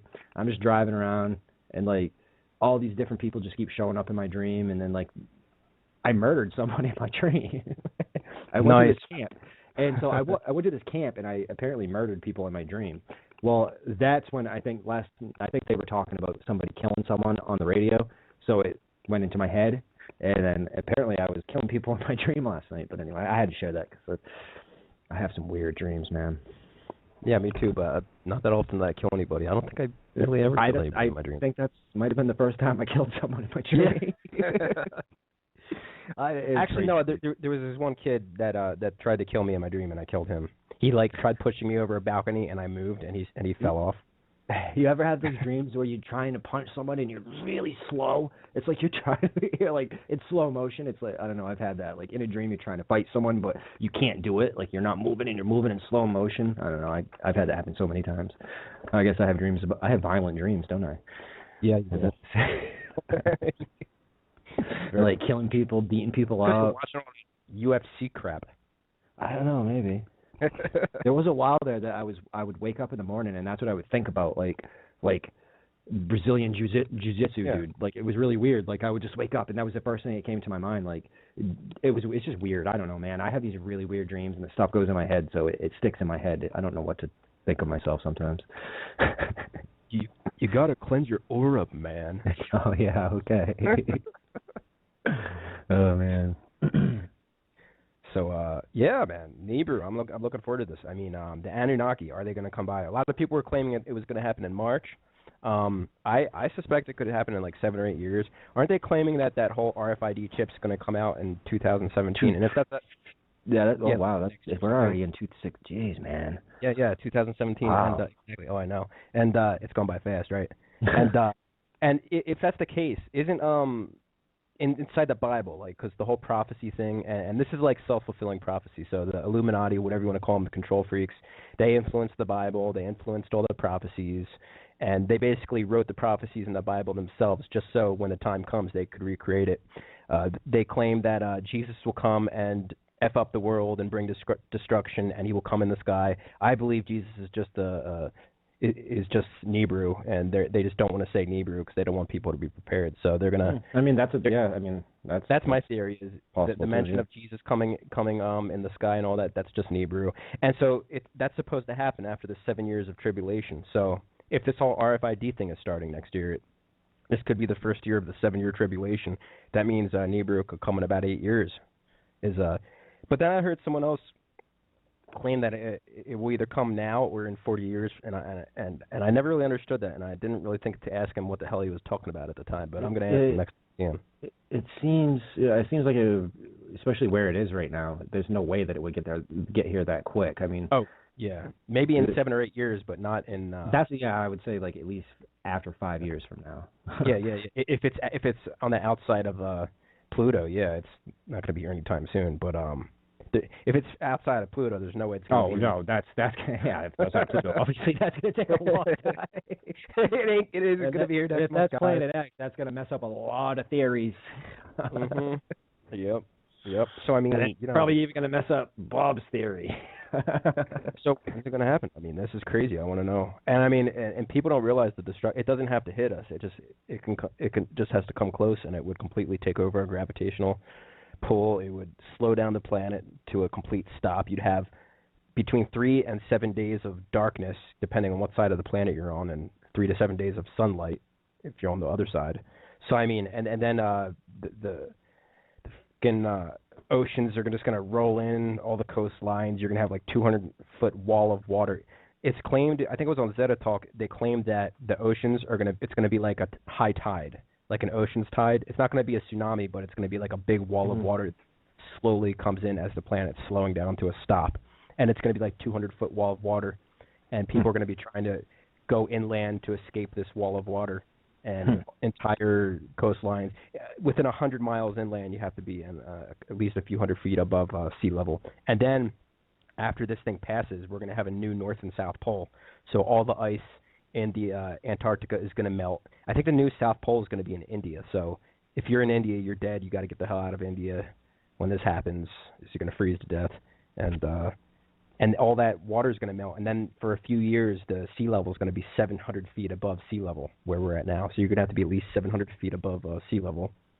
And as this Nibiru passes by us, once it actually passes us, you're going to have a crazy worldwide earthquake on the, what do they say? Oh, yeah, definitely. Oh, that's definitely, absolutely. 9.0 on the Richter scale, no matter where you're at on the planet, and some places as high as 18.0, which means if you're at a place... Probably like California. Right. Well, like the San Andreas or something like that. I don't even think, I don't think you can really know, because it's not just going to be on the regular fault line. No, It probably will, some places. Like I would imagine, but if you're at a spot on the planet where there's like an 18.0 on the Richter scale, you don't have a chance in hell of living. You're just going to be thrown up in the air a couple hundred feet. You're going to be like shot up into the air. That's how crazy that is, you know? Yeah. That is. You don't have a shot in hell there. It sounds like fun. Yeah. And there's this huge red iron dust cloud that's traveling with Nibiru. And it's going to cover the whole planet in this fine red dust. It's iron. It's going to be toxic. And supposedly, at least Zeta Talk claims that's where we get our oil from, this dust cloud from Nibiru. And they claim that all the oceans and lakes and rivers will be red like blood. That's in the Bible. That is. Hey, whoever called in, you're on mute, so I got to dial up the guest. It'll probably dial live on air. Yeah. Maybe. I don't know. I'm not... It usually does. Maybe they fix that so it doesn't give us the dial tone when we call. I'm not sure. But yes, I believe we are live with Bob Fletcher right now. You with us, Bob? No.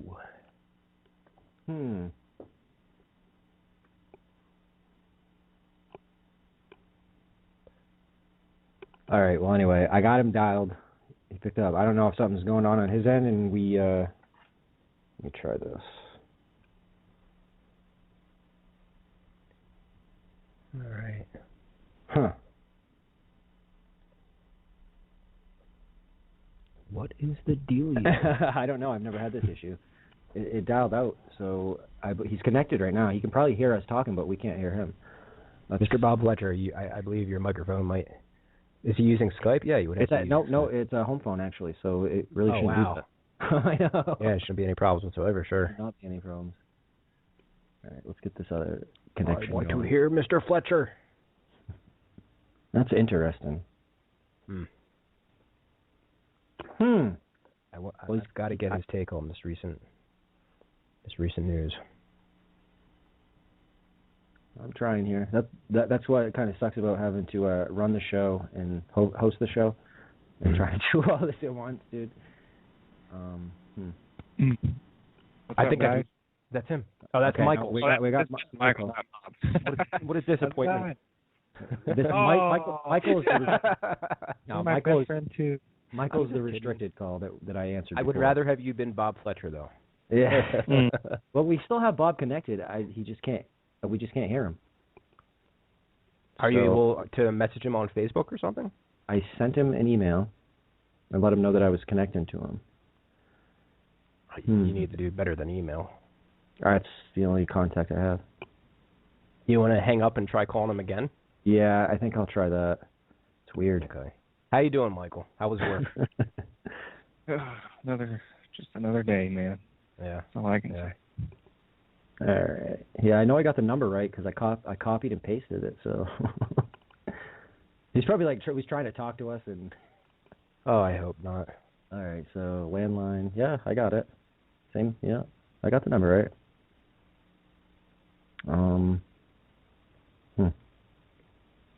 Sorry, folks. We'll get this figured out. This actually has not ever happened, especially with a landline. I can understand with Skype, but a landline, man, that should just try this.